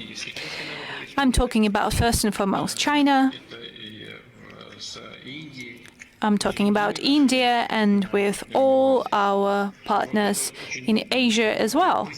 This very positive, friendly climate, business climate, which basically makes us allies, helps to boost trust and confidence between us, and confidence and trust is the basis for the development of economic ties.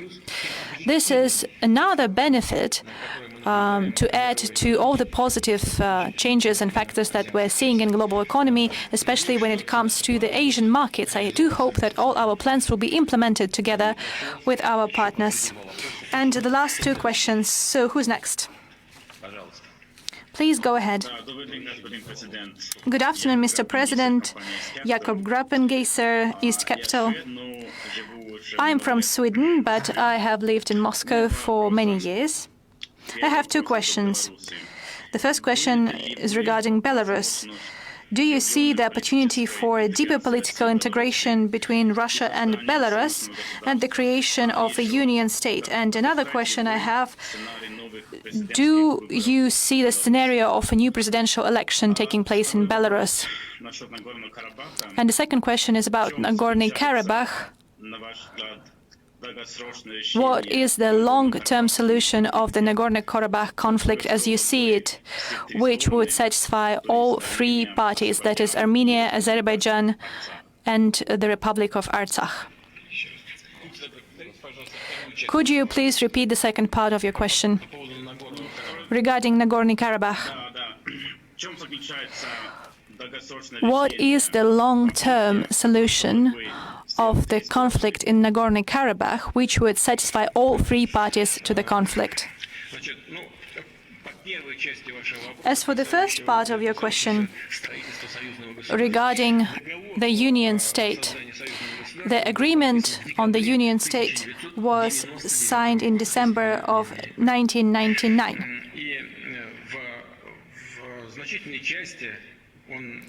And in major part, it is being implemented or has already been implemented. Certain clauses of this agreement have not yet been implemented up to this day.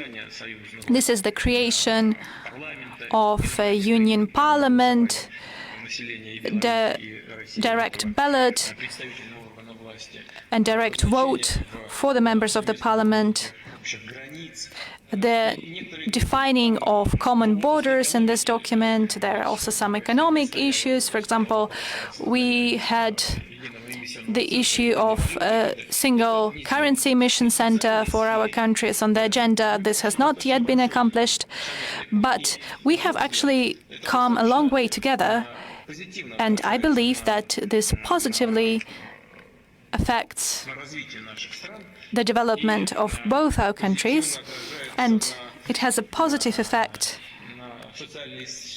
on the social sector of both states, of Russia and Belarus. We are talking about the movement of people, we are talking about various social issues at stake, we are talking about the labor market. We have a number of specific issues which we are resolving, and this is to the benefit of the citizens of our countries. As for political issues that I've already mentioned, we need to proceed from the fact, and I agree with Alexander Lukashenko on that, that we should proceed from how the situation is unfolding as of now. In major part,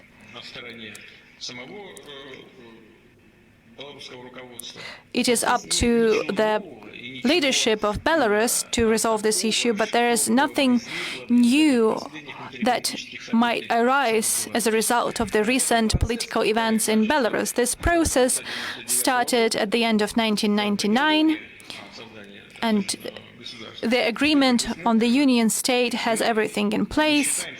We do not believe that we need to make any amendments to this document. The question is whether we should implement certain elements of the plan that already exists and has already existed for some 2 decades. Or perhaps we should refrain from implementing certain elements of the plan. We are not trying to rush it, and we are going to see what are the actual demands here in Russia and Belarus for the implementation of particular steps mentioned in the agreement. So without any doubt, it should be done. And if anything should be implemented in practice, that should be done willingly, both by Russia and Belarus, based on the fact how both countries view their national interests in various areas, in politics and economy, etc., etc.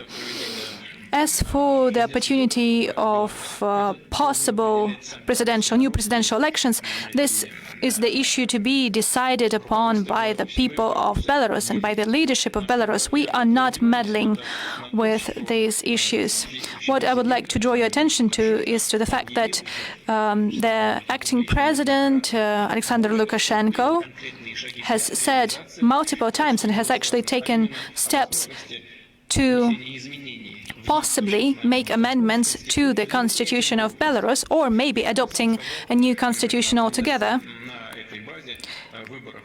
And on this basis, they would hold elections to the parliament and hold perhaps new presidential elections. I believe that the current situation actually dictates this proper choice, and this is a step towards meeting the requirements of his opponents. We hope that all political forces would engage in this process and would not just accuse President Lukashenko of being cunning and of playing tricks, but actually would take part in the decisions that will be the result of these new processes. That's for the first part of your question. And as for the second part of your question, Nagorno-Karabakh, as I've said multiple times, and I'm likely to say anything new, the conflict started first through ethnic clashes in Sungait and then in Azerbaijan and then in Nagorno-Karabakh itself. And back then, the USSR leadership has not undertaken any measures to ensure safety and security of people, and the Armenian people took to arms. They did it on their own.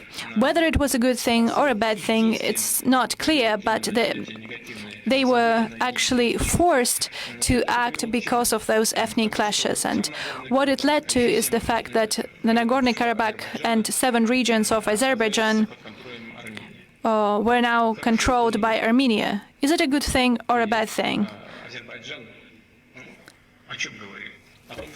Azerbaijan actually said that those 7 regions have nothing to do with the ethnic conflict. Those are Azerbaijan territories from the time immemorial, and Azerbaijan says that they have the right to get those territories back.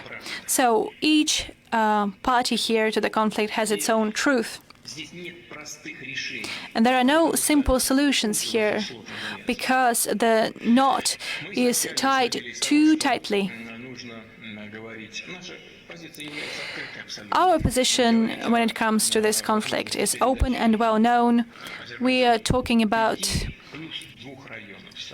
giving Azerbaijan 5 and then plus 2 regions and ensuring a certain regime in the Karabakh area in collaboration with Armenia.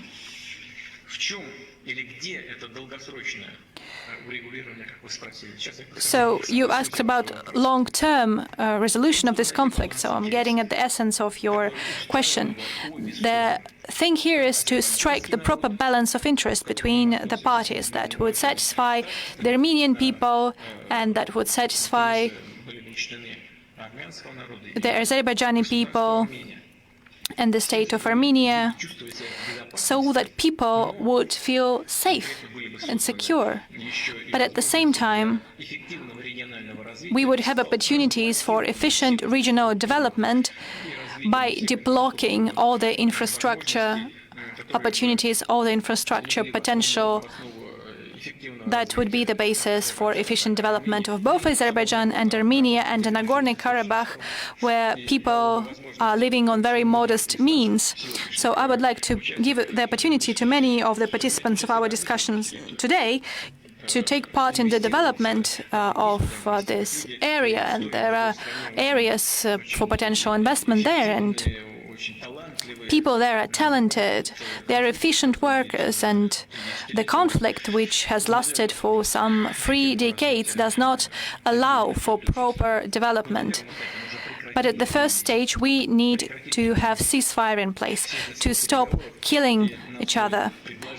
And based on the agreement and by the propositions by the Minsk Group and the co-chairs, that is Russia, the US, France, with the participation of all the other participants of the Minsk Group, and there are many countries in it, including Turkey and a number of European states.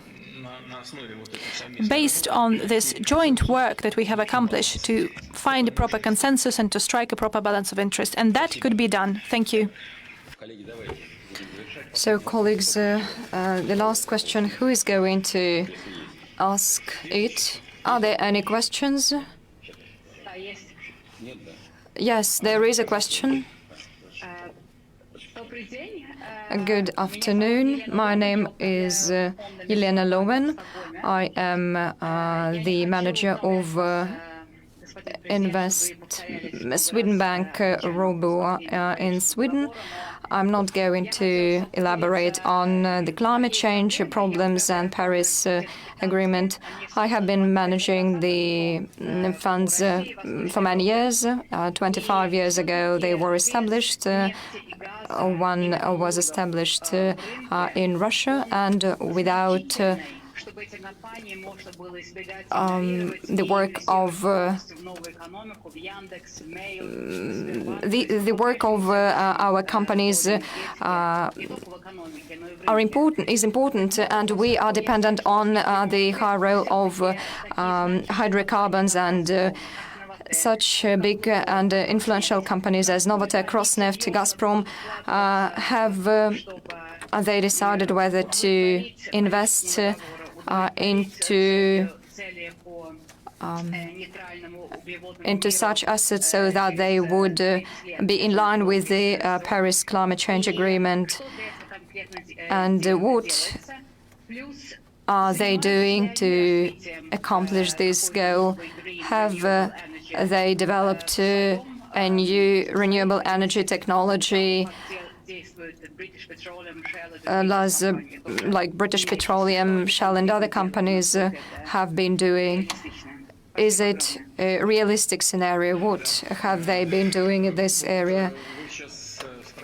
You have asked whether our big energy companies are going to invest in projects related to the environmental protection. Actually, they will have to do that because Russian laws will make the participants of economic activities, our economic agents, be in line with the rules under the legislation, under the law, and the regulations, which are actually Russian laws now, are in line with the Paris Climate Change Agreement. We made amendments to our laws so that our biggest emitters would comply with the regulations that are set forth in the Paris Climate Change Agreement. And